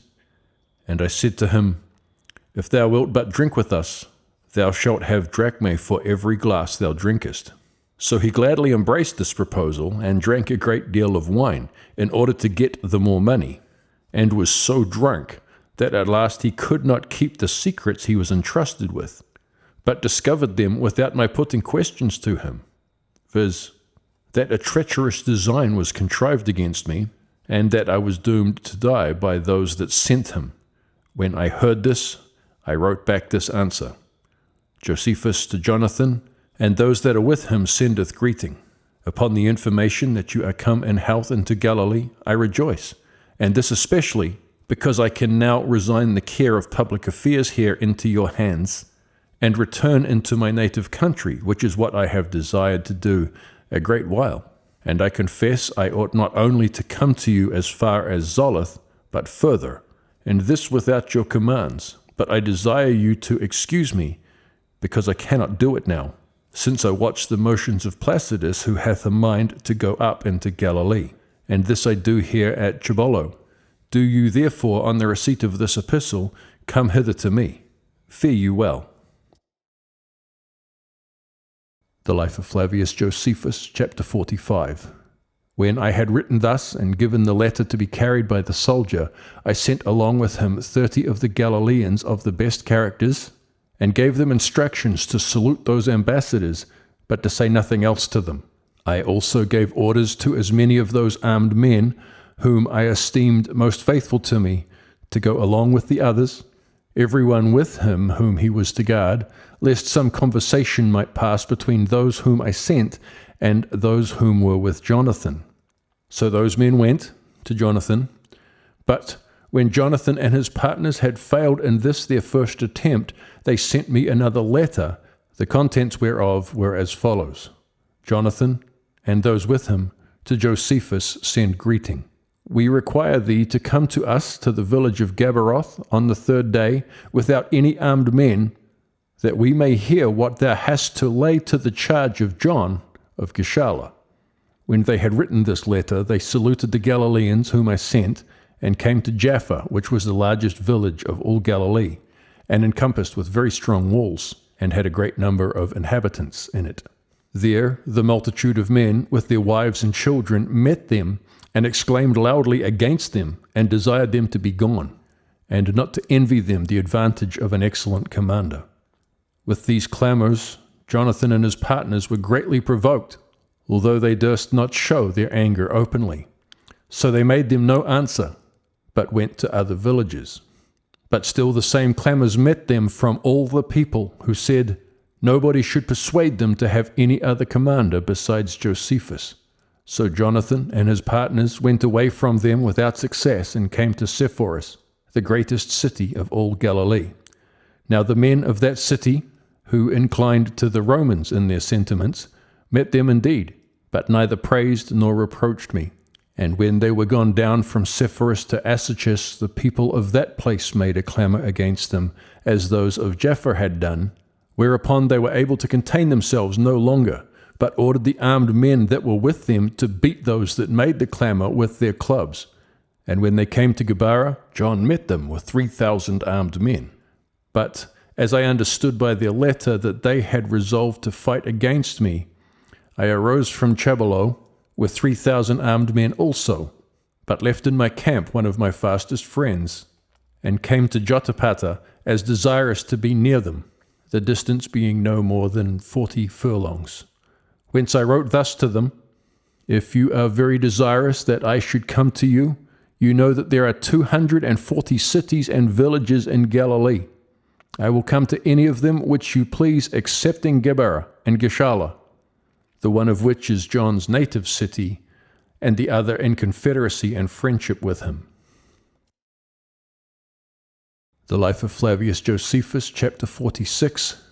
When Jonathan and his partners had received this letter, they wrote to me no more answers, but called a council of their friends together, and taking John into their consultation, they took counsel together by what means they might attack me. John's opinion was that they should write to all the cities and villages that were in Galilee, for that there must be certainly 1 or 2 persons in every one of them that were at variance with me, and that they should be invited to come to oppose me as an enemy. He would also have them send this resolution of theirs to the city of Jerusalem, that its citizens, upon the knowledge of my being adjudged to be an enemy by the Galileans, might themselves also confirm that determination. He said also that when this was done, even those Galileans who were well affected to me would desert me out of fear. When John had given them this counsel, what he had said was very agreeable to the rest of them. I was also made acquainted with these affairs about the 3rd hour of the night, by the means of one Zacchaeus who had belonged to them, but now deserted them and came over to me, and told me what they were about. So I perceived that no time was to be lost. Accordingly I gave command to Jacob, an armed man of my guard, who I esteemed faithful to me, to take 200 men, and to guard the passages that led from Gabara to Galilee, and to seize upon their passengers, and send them to me, especially such as were caught with letters about them. I also sent Jeremiah himself, one of my friends, with 600 armed men, to the borders of Galilee, in order to watch the roads that led from this country to the city of Jerusalem, and gave him charge to lay hold of such as travelled with letters about them, to keep the men in bonds upon the place, but to send me the letters. The Life of Flavius Josephus, chapter 47. When I had laid these commands upon them, I gave them orders, and bid them take their arms, and bring 3 days' provision with them, and be with me the next day. I also parted those that were about me into 4 parts, and ordained those of them that were most faithful to me to be a guard to my body. I also set over them centurions, and commanded them to take care that not a soldier which they did not know should mingle himself among them. Now on the 5th day following, when I was at Gabaroth, I found the entire plain that was before the village full of armed men who were come out of Galilee to assist me. Many others of the multitude also out of the village ran along with me. But as soon as I had taken my place and began to speak to them, they all made an acclamation and called me the benefactor and saviour of the country. And when I had made them my acknowledgments and thanked them for their affection to me, I also advised them to fight with nobody, nor to spoil the country, but to pitch their tents in the plain, and be content with their sustenance they had brought with them. For I told them I had a mind to compose these troubles without shedding any blood. Now it came to pass that on the very same day those who were sent by John with letters fell among the guards whom I had appointed to watch the roads. So the men were themselves kept upon the place, as my orders were, but I got the letters which were full of reproaches and lies, and I intended to fall upon these men without saying a word of these matters to anybody. The Life of Flavius Josephus, chapter 48.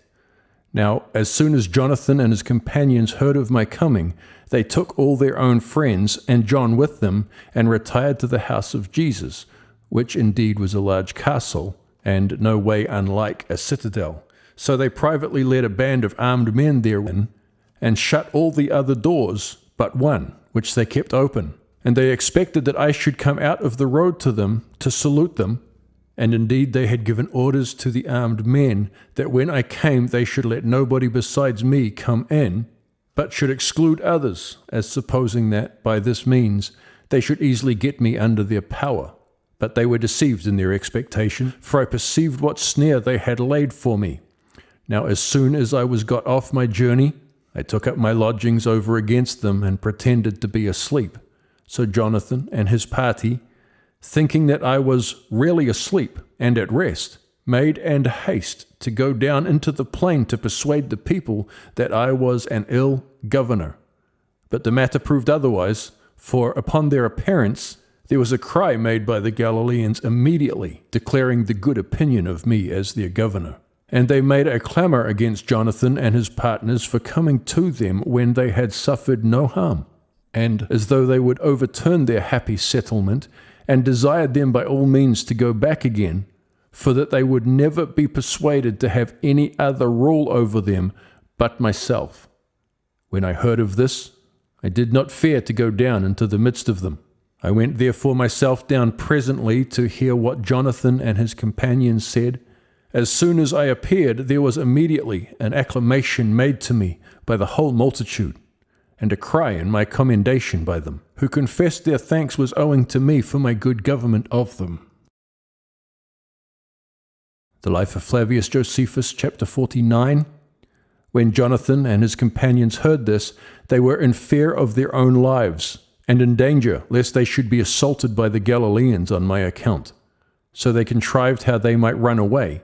But as they were not able to get off, for I desired them to stay, they looked down with concern at my words to them. I ordered therefore the multitude to restrain entirely their acclamations, and placed the most faithful of my armed men upon the avenues to be a guard to us, lest John should unexpectedly fall upon us.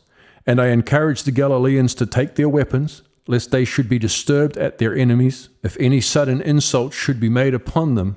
And then, in the first place, I put Jonathan and his partners in mind of their former letter, and after what manner they had written to me, and declared they were sent by the common consent of the people of Jerusalem to make up the differences I had with John, and how they had desired me to come to them. And as I spake thus, I publicly showed that letter they had written, till they could not at all deny what they had done, the letter itself convicting them. I then said, O Jonathan, and you that are sent with him as his colleagues, if I were to be judged as to my behavior compared with that of John's, and had brought no more than 2 or 3 witnesses, good men and true, it is plain you had been forced, upon the examination of their characters beforehand, to discharge the accusations, that, therefore, you may be informed that I have acted well in the affairs of Galilee. I think 3 witnesses too few to be brought by a man that hath done as he ought to do. So I gave you all these for witnesses. Inquire of them how I have lived, and whether I have not behaved myself with all decency, and after a virtuous manner among them. And I further conjure you, O Galileans, to hide no part of the truth, but to speak before these men as before judges, whether I have in anything acted otherwise than well. The Life of Flavius Josephus, chapter 50. While I was thus speaking, the united voices of all the people joined together, and called me their benefactor and Saviour, and attested to my former behaviour, and exhorted me to continue so to do hereafter. And they all said, upon their oaths, that their wives had been preserved free from injuries, and that no one had ever been aggrieved by me. After this, I read to the Galileans 2 of those epistles which had been sent by Jonathan and his colleagues, and which those whom I had appointed to guard the road had taken and sent to me. These were full of reproaches and of lies, as if I had acted more like a tyrant than a governor against them, within many other things besides therein contained, which were no better indeed than impudent falsities. I also informed the multitude how I came by these letters, and that those who carried them delivered them up voluntarily, for I was not willing that my enemies should know anything of the guards I had set, lest they should be afraid, and leave off writing hereafter. The Life of Flavius Josephus, chapter 51. When the multitude heard these things, they were greatly provoked at Jonathan and his colleagues that were with him, and were going to attack them and kill them. And this they had certainly done, unless I had restrained the anger of the Galileans, and said that I forgave Jonathan and his colleagues what was past, if they would repent, and go to their own country and tell those who sent them the truth as to my conduct. When I had said this, I let them go, although I knew they would do nothing of what they had promised.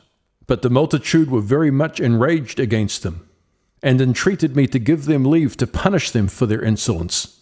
Yet did I try all methods to persuade them to spare the men, for I knew that every instance of sedition was pernicious to the public welfare. But the multitude was too angry with them to be dissuaded, and all of them went immediately to the house in which Jonathan and his colleagues abode.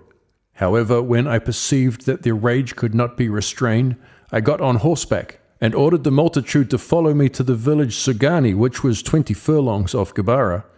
And by using this stratagem, I so managed myself as not to appear to begin a civil war amongst them. The Life of Flavius Josephus, chapter 52. But when I was come near Sagani, I caused the multitude to make a halt, and exhorted them not to be so easily provoked to anger, and to the inflicting such punishments as could not be afterwards recalled. I also gave order that 100 men who were already in years, and were principal men among them, should get themselves ready to go to the city of Jerusalem, and should make a complaint before the people of such as raised seditions in the country. And I said to them that, in case they be moved with what you say, you shall desire the community to write to me, and to enjoin me to continue in Galilee, and to order Jonathan and his colleagues to depart out of it. When I had suggested these instructions to them, and while they were getting themselves ready as fast as they could, I sent them on this errand the 3rd day after they had been assembled. I also sent 500 armed men with them as a guard. I then wrote to my friends in Samaria to take care that they might safely pass through the country, for Samaria was already under the Romans, and it was absolutely necessary for those that go quickly to Jerusalem to pass through that country. For in that road you may, in 3 days' time, go from Galilee to Jerusalem. I also went myself, and conducted the old men as far as the bounds of Galilee, and set guards in the roads, that it might not be easily known by anyone that these men were gone. And when I had thus done, I went and abode at Jaffa. The Life of Flavius Josephus, chapter 53. Now Jonathan and his colleagues, having failed of accomplishing what they would have done against me, sent John back to Gischala, but went themselves to the city of Tiberias, expecting it would submit itself to them. And this was founded on a letter which Jesus, their then governor, had written them, promising that, if they came, the multitude would receive them and choose to be under their government. So they went their ways with this expectation. But Silas, who, as I said, had been left curator of Tiberias by me, informed me of this, and desired me to make haste thither. Accordingly, I complied with his advice immediately and came thither, but found myself in danger of my life from the following occasion. Jonathan and his colleagues had been at Tiberias, and had persuaded a great many of such as had a quarrel with me to desert me. But when they heard of my coming, they were in fear for themselves, and came to me, and when they had saluted me, they said that I was a happy man in having behaved myself so well in the government of Galilee, and they congratulated me upon the honors that were paid me. For they said that my glory was a credit to them, since they had been my teachers and fellow citizens. And they said further that it was but just that they should prefer my friendship to them rather than John's, and that they would have immediately gone home, but that they stayed that they might deliver up John into my power. And when they said this, they took their oaths of it, and those such as are most tremendous amongst us, and such as I did not think fit to disbelieve. However, they desired me to lodge somewhere else, because the next day was the Sabbath, and that it was not fit the city of Tiberias should be disturbed on that day. The Life of Flavius Josephus, chapter 54. So I suspected nothing, and went away to Tarichae, yet did I withal leave some to make inquiry in the city how matters went, and whether anything was said about me. I also sent many persons all the way that led from Tarichae to Tiberias, that they might communicate from one to another, if they learnt any news from those that were left in the city. On the next day, therefore, they all came into the Prosuca. It was a large edifice, and capable of receiving a great number of people. Thither Jonathan went in, and though he durst not openly speak of a revolt, yet did he say that the city stood in need of a better governor than it then had. But Jesus, who was the ruler, made no scruple to speak out, and said openly, O fellow citizens, it is better for you to be in subjection to 4 than to 1, and for those such as are of high birth, and not without reputation for their wisdom. And pointed to Jonathan and his colleagues. Upon his saying this, Justice came in and commended him for what he had said, and persuaded some of the people to be of his mind also. But the multitude were not pleased with what was said, and had certainly gone into a tumult, unless the 6th hour, which was now come, had dissolved the assembly, at which hour our laws require us to go to dinner on Sabbath days. So Jonathan and his colleagues put off their counsel till the next day, and went off without success.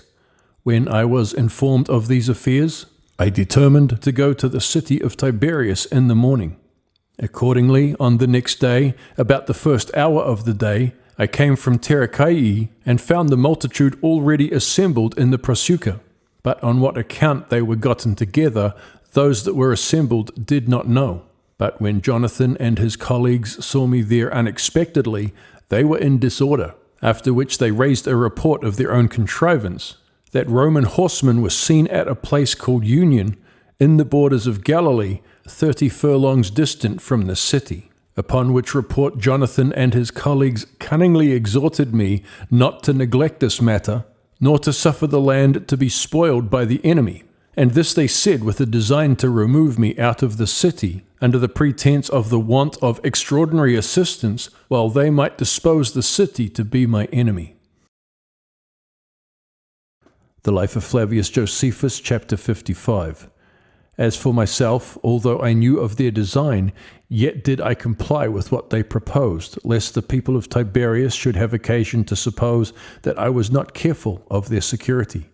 I therefore went out, but when I was at the place, I found not the least footsteps of any enemy. So I returned as fast as ever I could, and found the whole council assembled, and the body of people gotten together, and Jonathan and his colleagues bringing vehement accusations against me, as one who had no concern to ease them of the burdens of war, and as one that lived luxuriously. And as they were discoursing thus, they produced 4 letters as written to them, from some people that lived at the borders of Galilee, imploring that they would come to their assistance.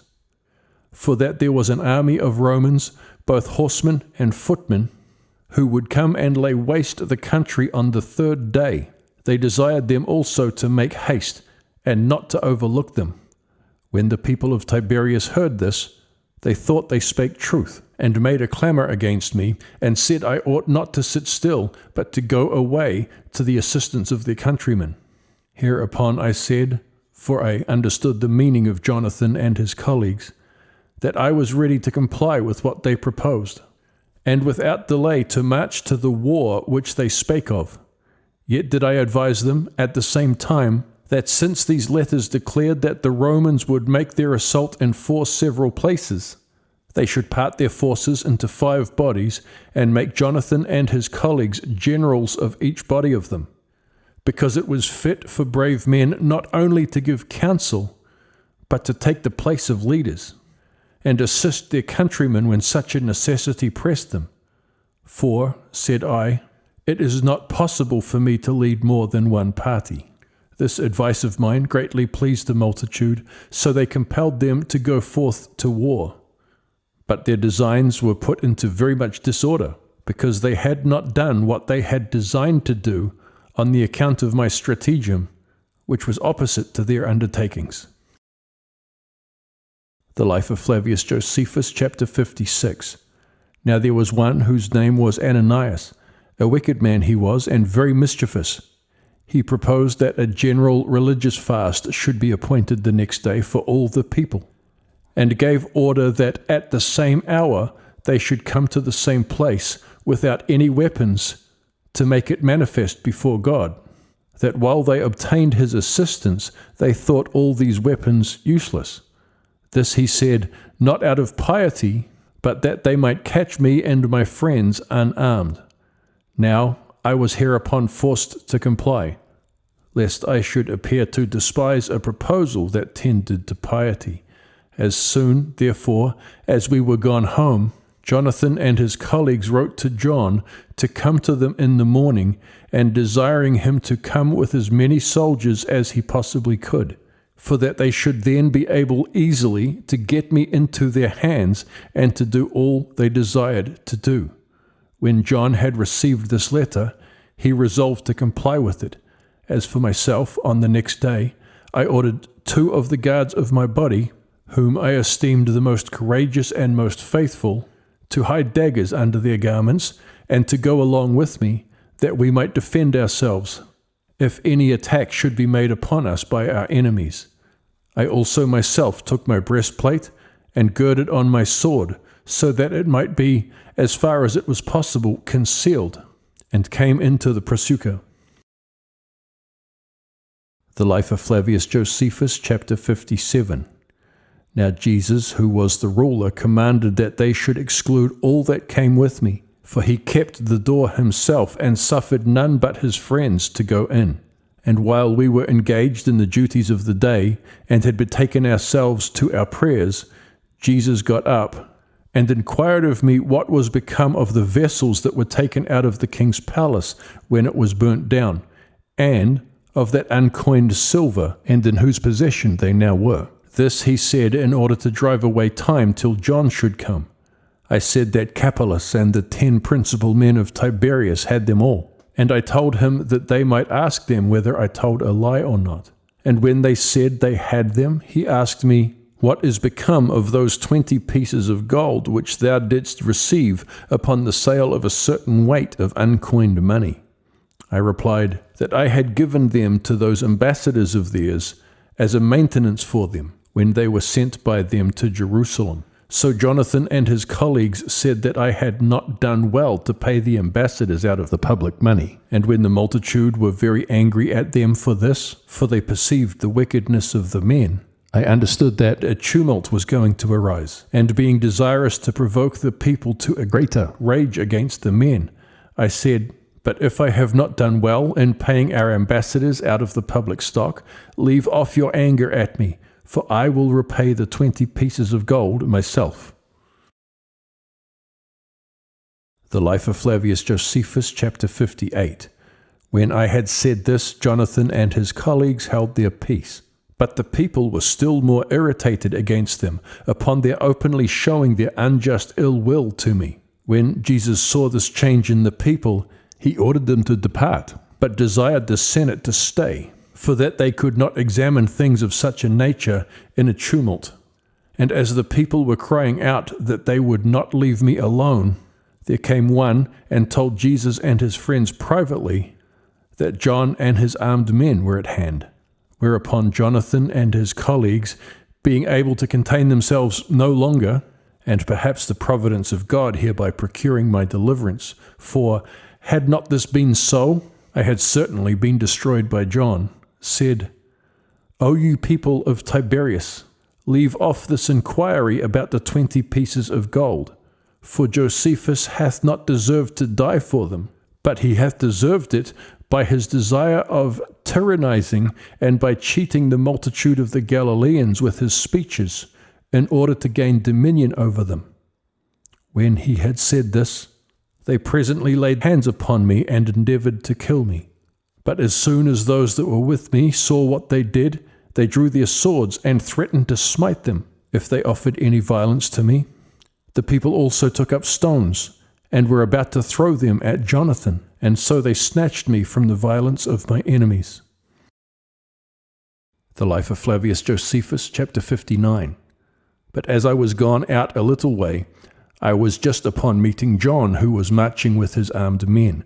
So I was afraid of him, and turned aside, and escaped by a narrow passage to the lake, and seized on a ship, and embarked in it, and sailed over to Terracae. So beyond my expectation I escaped this danger.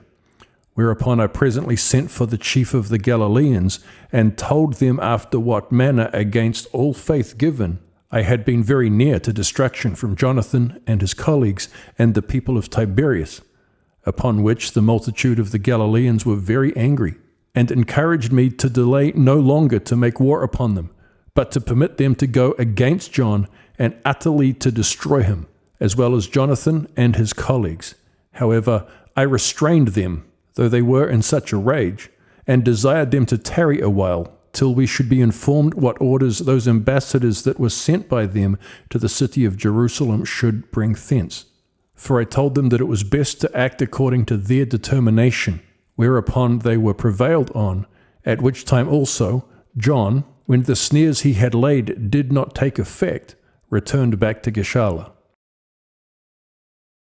The Life of Flavius Josephus, chapter 60. Now in a few days those ambassadors whom we had sent came back again, and informed us that the people were greatly provoked at Ananias and Simon the son of Gamaliel, and their friends, that, without any public determination, they had sent to Galilee, and had done their endeavors that I might be turned out of the government. The ambassadors said further, that the people were ready to burn their houses. They also brought letters, whereby the chief men of Jerusalem, at the earnest petition of the people, confirmed me in the government of Galilee, and enjoined Jonathan and his colleagues to return home quickly. When I had gotten these letters, I came to the village of Arbela, where I procured an assembly of the Galileans to meet, and bid the ambassadors declare to them the anger of the people of Jerusalem at what had been done by Jonathan and his colleagues, and how much they hated their wicked doings, and how they had confirmed me in the government of their country, as also what related to the order they had in writing for Jonathan and his colleagues to return home. So I immediately sent them the letter, and bid him that carried it to inquire, as well as he could, how they intended to act on this occasion. The Life of Flavius Josephus, chapter 61. Now when they had received that letter, and were thereby greatly disturbed, they sent for John, and for the senators of Tiberias, and for the principal men of the Gabarenes, and proposed to hold a council, and desired them to consider what was to be done by them. However, the governors of Tiberias were greatly disposed to keep the government to themselves, for they said it was not fit to desert their city, now it was committed to their trust, and that otherwise I should not delay to fall upon them, for they pretended falsely that so I had threatened to do. Now John was not only of their opinion, but advised them that 2 of them should go to accuse me before the multitude at Jerusalem, that I do not manage the affairs of Galilee as I ought to do, and that they would easily persuade the people because of their dignity and because the whole multitude are very mutable. When, therefore, it appeared that John had suggested the wisest advice to them, they resolved that 2 of them, Jonathan and Ananias, should go to the people of Jerusalem, and the other 2, Simon and Joazar, should be left behind to tarry at Tiberias. They also took along with them 100 soldiers for their guard. The Life of Flavius Josephus, chapter 62. However, the governors of Tiberias took care to have their city secured with walls, and commanded their inhabitants to take their arms. They also sent for a great many soldiers from John to assist them against me, if there should be occasion for them. Now John was at Gischala. Jonathan, therefore, and those that were with him, when they were departed from Tiberias, and as soon as they were come to Dabarita, a village that lay in the utmost parts of Galilee, in the great plain, they, about midnight, fell among the guards I had set, who both commanded them to lay aside their weapons, and keep them in bonds upon the place, as I had charged them to do. This news was written to me by Levi, who had the command of that guard committed to him by me. Hereupon I said nothing of it for 2 days, and pretending to know nothing about it, I sent a message to the people of Tiberias, and advised them to lay their arms aside, and to dismiss their men, that they might go home. But supposing that Jonathan and those that were with him were already arrived at Jerusalem, they made reproachful answers to me, yet I was not terrified thereby, but contrived another stratagem against them. For I did not think it agreeable with piety to kindle the fire of war against the citizens. As I was desirous to draw those men away from Tiberias, I chose out 10,000 of the best of my armed men, and divided them into 3 bodies, and ordered them to go privately and lie still as an ambush in the villages. I also led 1,000 into another village, which lay indeed in the mountains, as did the others, but only 4 furlongs distant from Tiberias, and gave orders that when they saw my signal, they should come down immediately, while I myself lay with my soldiers in the sight of everybody. Hereupon the people of Tiberias, at the sight of me, came running out of the city perpetually, and abused me greatly. Nay, their madness was come to that height, that they made a decent bier for me, and, standing about it, they mourned over me in the way of jest and sport, and I could not but be myself in a pleasant humour upon the sight of this madness of theirs. The Life of Flavius Josephus, chapter 63. And now being desirous to catch Simon by a wile, and Joazar with him, I sent a message to them, and desired them to come a little way out of the city, and many of their friends to guard them. For I said I would come down to them, and make a league with them, and divide the government of Galilee with them. Accordingly Simon was deluded, on account of his imprudence, and out of hopes of gain, and did not delay to come. But Joazar, suspecting snares were laid for him, stayed behind. So when Simon was come out, and his friends with him for his guard, I met him, and saluted him with great civility, and professed that I was obliged to him for his coming up to me. But a little while afterward I walked along with him, as though I would say something to him by myself. And when I had drawn him a good way from his friends, I took him about the middle, and gave him to my friends that were with me, to carry him into a village, and commanding my armed men to come down, I with them made an assault upon Tiberias.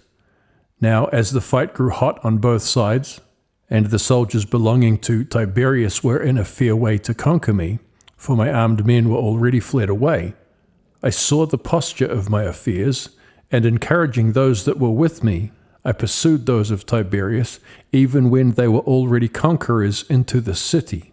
I also sent another band of soldiers into the city by the lake, and gave them orders to set on fire the first house they could seize upon. When this was done, the people of Tiberias thought that their city was taken by force, and so threw down their arms for fear, and implored, they, their wives and children, that I would spare the city.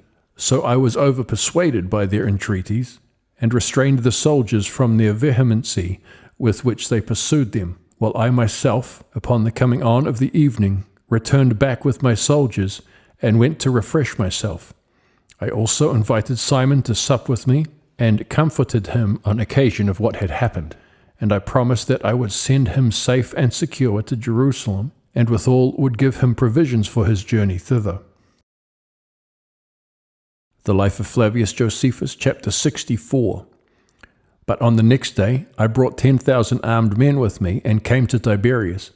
I then sent for the principal men of the multitude into the public place, and enjoined them to tell me who were the authors of the revolt. And when they told me who the men were, I sent them bound to the city Jotapata. But as to Jonathan and Ananias, I freed them from their bonds, and gave them provisions for their journey, together with Simon and Joazar and 500 armed men who should guard them. And so I sent them to Jerusalem. The people of Tiberias also came to me again, and desired that I would forgive them for what they had done. And they said they would amend what they had done amiss with regard to me, by their fidelity for the time to come. And they besought me to preserve what spoils remain upon the plunder of the city for those that had lost them. Accordingly I enjoined those that had got them to bring them all before us. And when they did not comply for a great while, and I saw one of the soldiers that were about me with a garment on that was more splendid than ordinary, I asked him whence he had it, and when he replied that he had it out of the plunder of the city, I had him punished with stripes. And I threatened all the rest to inflict a severer punishment upon them, unless they produced before us whatsoever they had plundered. And when a great many spoils were brought together, I restored to every one of Tiberias what they claimed to be their own. The Life of Flavius Josephus, chapter 65. And now I am come to this part of my narration. I have a mind to say a few things to Justus, who hath himself written a history concerning these affairs, as also to others who profess to write history, but have little regard to truth, and are not afraid, either out of ill will or good will, to some persons, to relate falsehoods. These men do like those who compose forged deeds and conveyances, and because they are not brought to the like punishment with them, they have no regard to truth. When, therefore, Justus undertook to write about these facts, and about the Jewish war, that he might appear to have been an industrious man, he falsified in what he related about me, and could not speak truth even about his own country, whence it is that, being belied by him, I am under necessity to make my defence. And so I shall say what I have concealed till now, and let no one wonder that I have not told the world these things a great while ago. For although it be necessary for a historian to write the truth, yet is such a one not bound severely to animadvert on the wickedness of certain men, not out of any favour to them, but out of an author's own moderation. How then comes it to pass, O Justus, thou most sagacious of writers, that I may address myself to him as if he were here present? For so thou boastest of thyself, that I and the Galileans have been the authors of that sedition which thy country engaged in, both against the Romans and against the king, Agrippa, Junior? For before ever I was appointed governor of Galilee by the community of Jerusalem, both thou and all the people of Tiberias had not only taken up arms, but had made war with Decapolis of Syria. Accordingly thou hadst ordered their villages to be burned, and a domestic servant of thine fell in the battle. Nor is it I only who say this, but so it is written in the commentaries of Vespasian the emperor, as also how the inhabitants of Decapolis came clamouring to Vespasian at Ptolemais, and desired that thou, who wast the author of that war, mightst be brought to punishment. And thou hadst certainly been punished at the command of Vespasian, had not King Agrippa, who had power given him to have thee put to death, at the earnest entreaty of his sister Bernice, changed the punishment from death into a long imprisonment. Thy political administration of affairs afterward doth also clearly discover both thy other behaviour in life, and that thou wast the occasion of thy country's revolt from the Romans, plain signs of which I shall produce presently.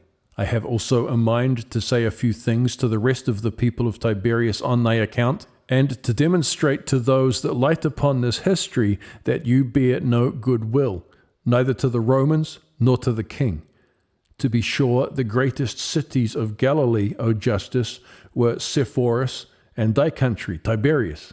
But Sepphoris, situated in the very midst of Galilee, and having many villages about it, and able with ease to have been bold and troublesome to the Romans, if they had so pleased, yet did it resolve to continue faithful to those their masters, and at the same time excluded me out of their city, and prohibited all their citizens from joining with the Jews in the war.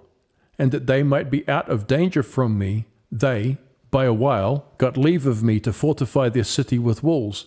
They also, of their own accord, admitted of a garrison of Roman legions, sent them by Cestius Gallus, who was then president of Syria, and so had me in contempt, though I was then very powerful, and all were greatly afraid of me.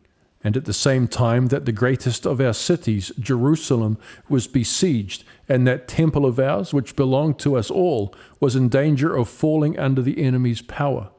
They sent no assistance thither, as not willing to have it thought they would bear arms against the Romans. But as for thy country, O Justus, situated upon the lake of Gennesareth, and distant from Hippos 30 furlongs, from Gadara 60, and from Scythopolis, which was under the king's jurisdiction, 120, when there was no Jewish city near, it might easily have preserved its fidelity to the Romans, if it had so pleased them to do.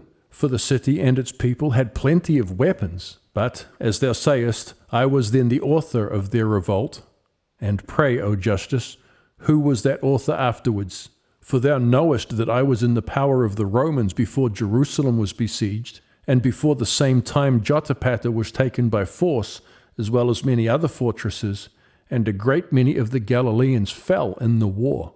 It was therefore then a proper time, when you were certainly freed from any fear on my account, to throw away your weapons, and to demonstrate to the king and to the Romans that it was not of choice, but as forced by necessity, that you fell into the war against them. But you stayed till Vespasian came himself as far as your walls with his whole army, and then you did indeed lay aside your weapons out of fear, and your city had for certain been taken by force, unless Vespasian had complied with the king's supplication for you, and had excused your madness. It was not I, therefore, who was the author of this, but your own inclinations to war. Do not you remember how often I got you under my power, and yet put none of you to death?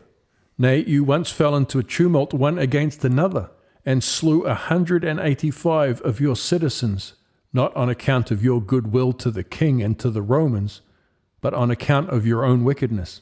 And this while I was besieged by the Romans in Jotapata. Nay, indeed, were there not reckoned up 2,000 of the people of Tiberias during the siege of Jerusalem, some of whom were slain, and the rest caught and carried captives? But thou wilt pretend that thou didst not engage in the war, since thou didst flee to the king. Yes, indeed, thou didst flee to him. But I say it was out of fear of me. Thou sayest indeed that it is I who am a wicked man, but then for what reason was it that King Agrippa, who procured thee thy life when thou was condemned to die by Vespasian, and who bestowed so much riches upon thee, did twice afterward put thee in bonds, and as often obliged thee to run away from thy country? And when he had once ordered thee to be put to death, he granted thee a pardon at the earnest desire of Bernice? And when, after so many of thy wicked pranks, he made thee his secretary, he caught thee falsifying his epistles, and drove thee away from his sight. But I shall not inquire accurately into these matters of scandal against thee. Yet cannot I but wonder at thy impudence, when thou hast the assurance to say that thou hast better related these affairs of the war than have all the others that have written about them, whilst thou didst not know what was done in Galilee, for thou wast then at Berytus with the king, nor didst thou know how much the Romans suffered at the siege of Jotapata, or what miseries they brought upon us, Nor couldst thou learn by inquiry what I did during that siege myself, for all those that might afford such information were quite destroyed in that siege. But perhaps thou wilt say, thou hast written of what was done against the people of Jerusalem exactly. But how should that be? For neither wast thou concerned in that war, nor hast thou read the commentaries of Caesar, of which we have evident proof, because thou hast contradicted those commentaries of Caesar in thy history. But if thou art so hardy as to affirm that thou hast written that history better than all the rest, why didst thou not publish thy history, while the emperors Vespasian and Titus, the generals in that war, as well as King Agrippa and his family, who were men very well skilled in the learning of the Greeks, were all alive? For thou hast had it written these 20 years, and then mightst thou have had the testimony of thy accuracy. But now, when these men are no longer with us, and thou thinkest thou canst not be contradicted, thou venturest to publish it. But then I was not in like manner afraid of my own writing, but I offered my books to the emperors themselves, when the facts were almost under men's eyes, for I was conscious to myself that I had observed the truth of the facts, and as I expected to have their attestation to them, so I was not deceived in such expectation. Moreover, I immediately presented my history to many other persons, some of whom were concerned in the war, as was King Agrippa and some of his kindred. Now the Emperor Titus was so desirous that the knowledge of these affairs should be taken from these books alone, that he subscribed his own hand to them, and ordered that they should be published. And for King Agrippa, he wrote me 62 letters, and attested to the truth of what I had therein delivered, 2 of which letters I have here subjoined, and thou mayest thereby know their contents. King Agrippa to Josephus, his dear friend, sendeth greeting. I have read over thy book with great pleasure, and it appears to me that thou hast done it much more accurately and with greater care than have the other writers. Send me the rest of these books. Farewell, my dear friend. King Agrippa to Josephus, his dear friend, sendeth greeting. It seems by what thou hast written that thou standest in need of no instruction in order to our information from the beginning. However, when thou comest to me, I will inform thee of a great many things which thou dost not know. So when this history was perfected, Agrippa, neither by way of flattery, which was not agreeable to him, nor by way of irony, as thou wilt say, for he was entirely a stranger to such an evil disposition of mind, but he wrote this way by way of attestation to what was true, as all that read histories may do. And so much shall be said concerning justice, which I am obliged to add by way of digression. The Life of Flavius Josephus, chapter 66. Now, when I had settled the affairs of Tiberius, and had assembled my friends as a Sanhedrin, I consulted what I should do as to John, whereupon it appeared to be the opinion of all the Galileans that I should arm them all, and march against John, and punish him as the author of all the disorders that had happened. Yet was not I pleased with their determination, as purposing to compose these troubles without bloodshed.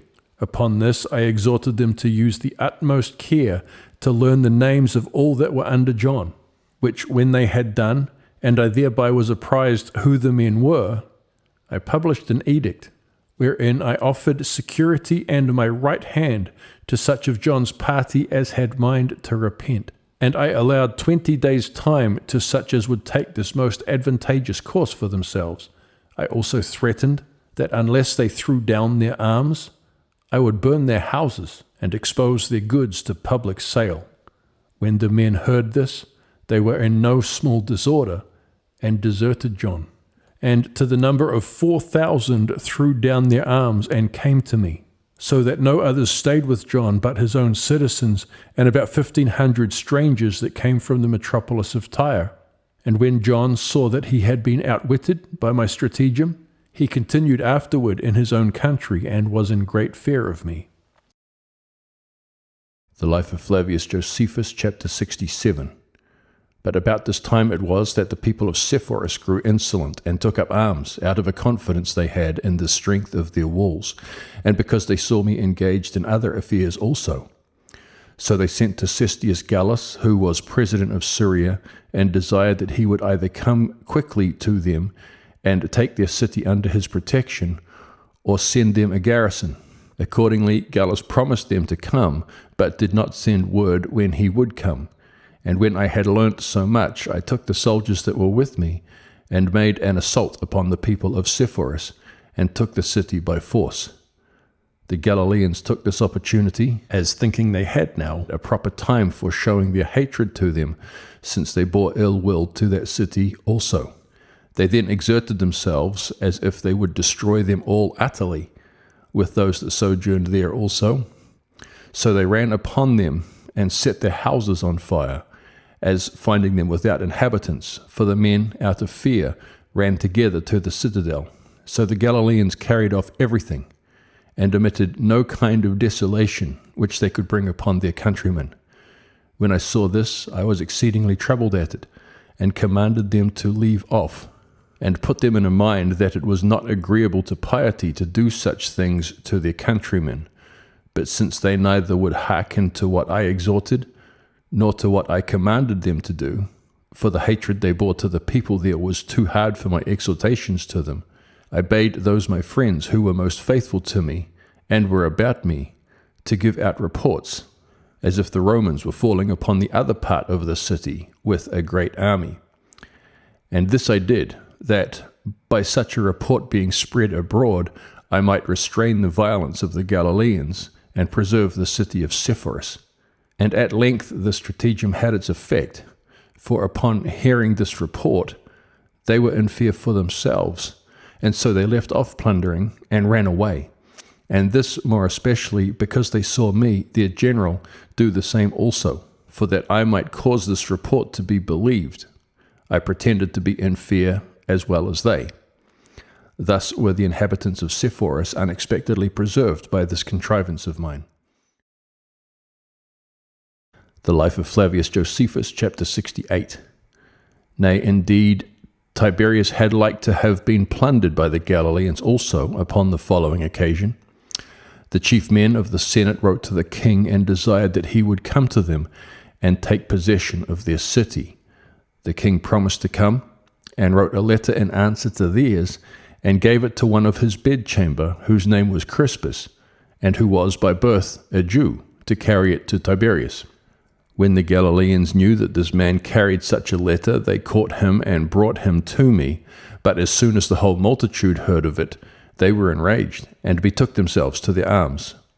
So a great many of them got together from all quarters the next day, and came to the city Asychus, where I then lodged, and made heavy clamours, and called the city of Tiberius a traitor to them, and a friend to the king, and desired leave of me to go down and utterly destroy it. For they bore the like ill will to the people of Tiberius as they did to those of Sepphoris.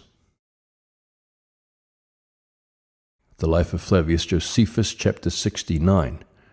When I heard this, I was in doubt what to do, and hesitated by what means I might deliver Tiberius from the rage of the Galileans. For I could not deny that those of Tiberius had written to the king, and invited him to come to them, for his letters to them, in answer thereto, would fully prove the truth of that. So I sat a long time musing with myself, and then said to them, I know well enough that the people of Tiberias have offended, nor shall I forbid you to plunder the city. However, such things ought to be done with discretion, for they of Tiberias have not been the only betrayers of our liberty, but many of the most eminent patriots of the Galileans, as they pretended to be, have done the same. Tarry therefore till I shall thoroughly find out those authors of our danger, and then you shall have them all at once under your power, with all such as you shall yourselves bring in also. Upon my saying this, I pacified the multitude, and they left off their anger, and went their ways. And I gave orders that he who brought the king's letters should be put into bonds. But in a few days I pretended that I was obliged, by a necessary affair of my own, to go out of the kingdom. I then called Crispus privately, and ordered him to make the soldier that kept him drunk, and to run away to the king. So when Tiberius was in danger of being utterly destroyed a second time, it escaped the danger by my skillful management, and the care that I had for its preservation. The Life of Flavius Josephus, chapter 70. About this time it was that Justus, the son of Pistus, without my knowledge, ran away to the king, the occasion of which I will here relate. Upon the beginning of the war between the Jews and the Romans, the people of Tiberias resolved to submit to the king, and not to revolt from the Romans, while Justus tried to persuade them to betake themselves to their arms, as being himself desirous of innovations, and having hopes of obtaining the government of Galilee, as well as of his own country, Tiberias also. Yet did he not obtain what he hoped for, because the Galileans bore ill will to those of Tiberias, and this on account of their anger at what miseries they had suffered from them before the war. Thence it was that they would not endure that Justus should be their governor. I myself also, who had been entrusted by the community of Jerusalem with the government of Galilee, did frequently come to that degree of rage at Justus, that I had almost resolved to kill him, as not able to bear his mischievous disposition.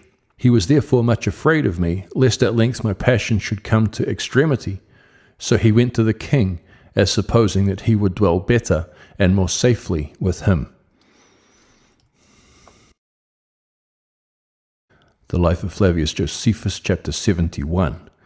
Now when the people of Sepphoris had, in so surprising a manner, escaped their first danger, they sent to Cestius Gallus, and desired him to come to them immediately, and take possession of their city, or else to send forces sufficient to repress all their enemies' incursions upon them. And at the last they did prevail with Gallus to send them a considerable army, both of horse and foot, which came in the night time, and which they admitted into the city. But when the country round about it was harassed by the Roman army, I took those soldiers that were about me, and came to Garisme, where I cast up a bank, a good way off the city Sepphoris. And when I was at 20 furlongs distance, I came upon it by night, and made an assault upon its walls with my forces. And when I had ordered a considerable number of my soldiers to scale them with ladders, I became master of the greatest part of the city. But soon after, our unacquaintedness with the places forced us to retire, after we had killed 12 of the Roman footmen, and 2 horsemen, and a few of the people of Sepphoris, with the loss of only a single man of our own. And when it afterwards came to a battle in the plain against the horsemen, and we had undergone the dangers of it courageously for a long time, we were beaten, for upon the Romans encompassed me about, my soldiers were afraid, and fell back. There fell in that battle one of those that had been entrusted to guard my body. His name was Justus, who at this time had the same post with the king. At the same time also there came forces, both horsemen and footmen, from the king, and Sylla their commander, who was the captain of the guard. This Sylla pitched his camp at 5 furlongs distance from Julius, and set a guard upon the roads, both that which led to Cana, and that which led to the fortress Gamala, that he might hinder their inhabitants from getting provisions out of Galilee. The Life of Flavius Josephus, chapter 72. As soon as I had got intelligence of this, I sent 2,000 armed men, and a captain over them, whose name was Jeremiah, who raised a bank a furlong off Julius, near to the river Jordan, and did no more than skirmish with the enemy, till I took 3,000 soldiers myself, and came to them. But on the next day, when I had laid an ambush in a certain valley, not far from the banks, I provoked those that belonged to the king to come to a battle, and gave orders to my own soldiers to turn their backs upon them, until they should have drawn the enemy away from their camp, and brought them out into the field, which was done accordingly. For Sylla, supposing that our party did really run away, was ready to pursue them, when our soldiers that lay in ambush took them on their backs, and put them all into great disorder. I also immediately made a sudden turn with my own forces, and met those of the king's party, and put them to flight. And I had performed great things that day, if a certain fate had not been my hindrance. For the horse on which I rode, and upon whose back I fought, fell into a quagmire, and threw me on the ground, and I was bruised on my wrist, and carried into a village named Capharnaum or Capernaum. When my soldiers heard of this, they were afraid I had been worse hurt than I was, and so they did not go on with their pursuit any further, but returned in very great concern for me. I therefore sent for the physicians, and while I was under their hands, I continued feverish that day, and as the physicians directed, I was that night removed to Terracaii. The Life of Flavius Josephus, chapter 73. When Sylla and his party were informed what happened to me, they took courage again, and understanding that the watch was negligently kept in our camp, they by night placed a body of horsemen in ambush beyond Jordan, and when it was day they provoked us to fight. And as we did not refuse it, but came into the plain, their horsemen appeared out of that ambush in which they had lain, and put our men into disorder, and made them run away. So they slew 6 men on our side, yet did they not go off with the victory at last. For when they heard that some armed men were sailed from Terracaii to Julius, they were afraid, and retired. The Life of Flavius Josephus, chapter 74. It was not now long before Vespasian came to Tyre, and King Agrippa with him. But the Tyrians began to speak reproachfully of the king, and called him an enemy to the Romans, for they said that Philip, the general of his army, had betrayed the royal palace and the Roman forces that were in Jerusalem, and that it was done by his command. When Vespasian heard of this report, he rebuked the Tyrians for abusing a man who was both a king and a friend to the Romans, but he exhorted the king to send Philip to Rome to answer for what he had done before Nero. But when Philip was sent thither, he did not come into the sight of Nero, for he found him very near death on account of the troubles that then happened, and a civil war, and so he returned to the king. But when Vespasian was come to Ptolemais, the chief men of Decapolis of Syria made a clamor against Justus of Tiberias, because he had set their villages on fire. So Vespasian delivered him to the king to be put to death by those under the king's jurisdiction. Yet did the king only put him into bonds, and conceal what he had done from Vespasian, as I have before related. But the people of Sepphoris met Vespasian and saluted him, and had forces sent him with Placidus their commander. He also went up with them, as I also followed them, till Vespasian came into Galilee. As to which coming of his, and after what manner it was ordered, and how he fought his first battle with me near the village Terracaii, and how from thence they went to Jotapata, and how I was taken alive and bound, and how I was afterwards loosed, with all that was done by me in the Jewish war and during the siege of Jerusalem. I have accurately related them in the books concerning the war of the Jews. However, it will, I think, be fit for me to add now an account of those actions of my life, which I have not related in that book of the Jewish war. The Life of Flavius Josephus, chapter 75. For when the siege of Jotapata was over, and I was among the Romans, I was kept with much care by means of the great respect that Vespasian showed me. Moreover, at his command, I married a virgin who was from among the captives of that country. Yet did she not live with me long, but was divorced upon my being freed from my bonds, and my going to Alexandria. However, I married another wife at Alexandria, and was thence sent together with Titus to the siege of Jerusalem, and was frequently in danger of being put to death, while both the Jews were very desirous to get me under their power in order to have me punished, and the Romans also, whenever they were beaten, supposed that it was occasioned by my treachery, and made continual clamors to the emperor, and desired that they would bring me to punishment as a traitor to them. But Titus Caesar was well acquainted with the uncertain fortune of war, and returned no answer to the soldiers' vehement solicitations against me. Moreover, when the city Jerusalem was taken by force, Titus Caesar persuaded me frequently to take whatsoever I would of the ruins of my country, and say that he gave me leave so to do. But when my country was destroyed, I thought nothing else to be of any value which I could take and keep as a comfort under my calamities. So I made this request to Titus, that my family might have their liberty. I had also the holy books by Titus's concession, nor was it long after that I asked of him the life of my brother, and of 50 friends with him, and was not denied. When I also went once to the temple by permission of Titus, where there were a great multitude of captive women and children, I got all those that I remembered as among my own friends and acquaintances to be set free, being in number about 190. And so I delivered them without their paying any price of redemption, and restored them to their former fortune.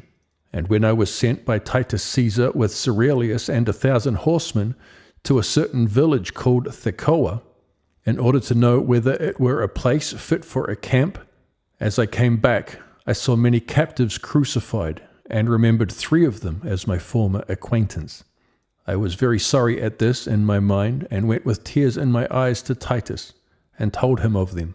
So he immediately commanded them to be taken down, and to have the greatest care taken of them in order to their recovery. Yet 2 of them died under the physician's hands, while the 3rd recovered. The Life of Flavius Josephus, chapter 76.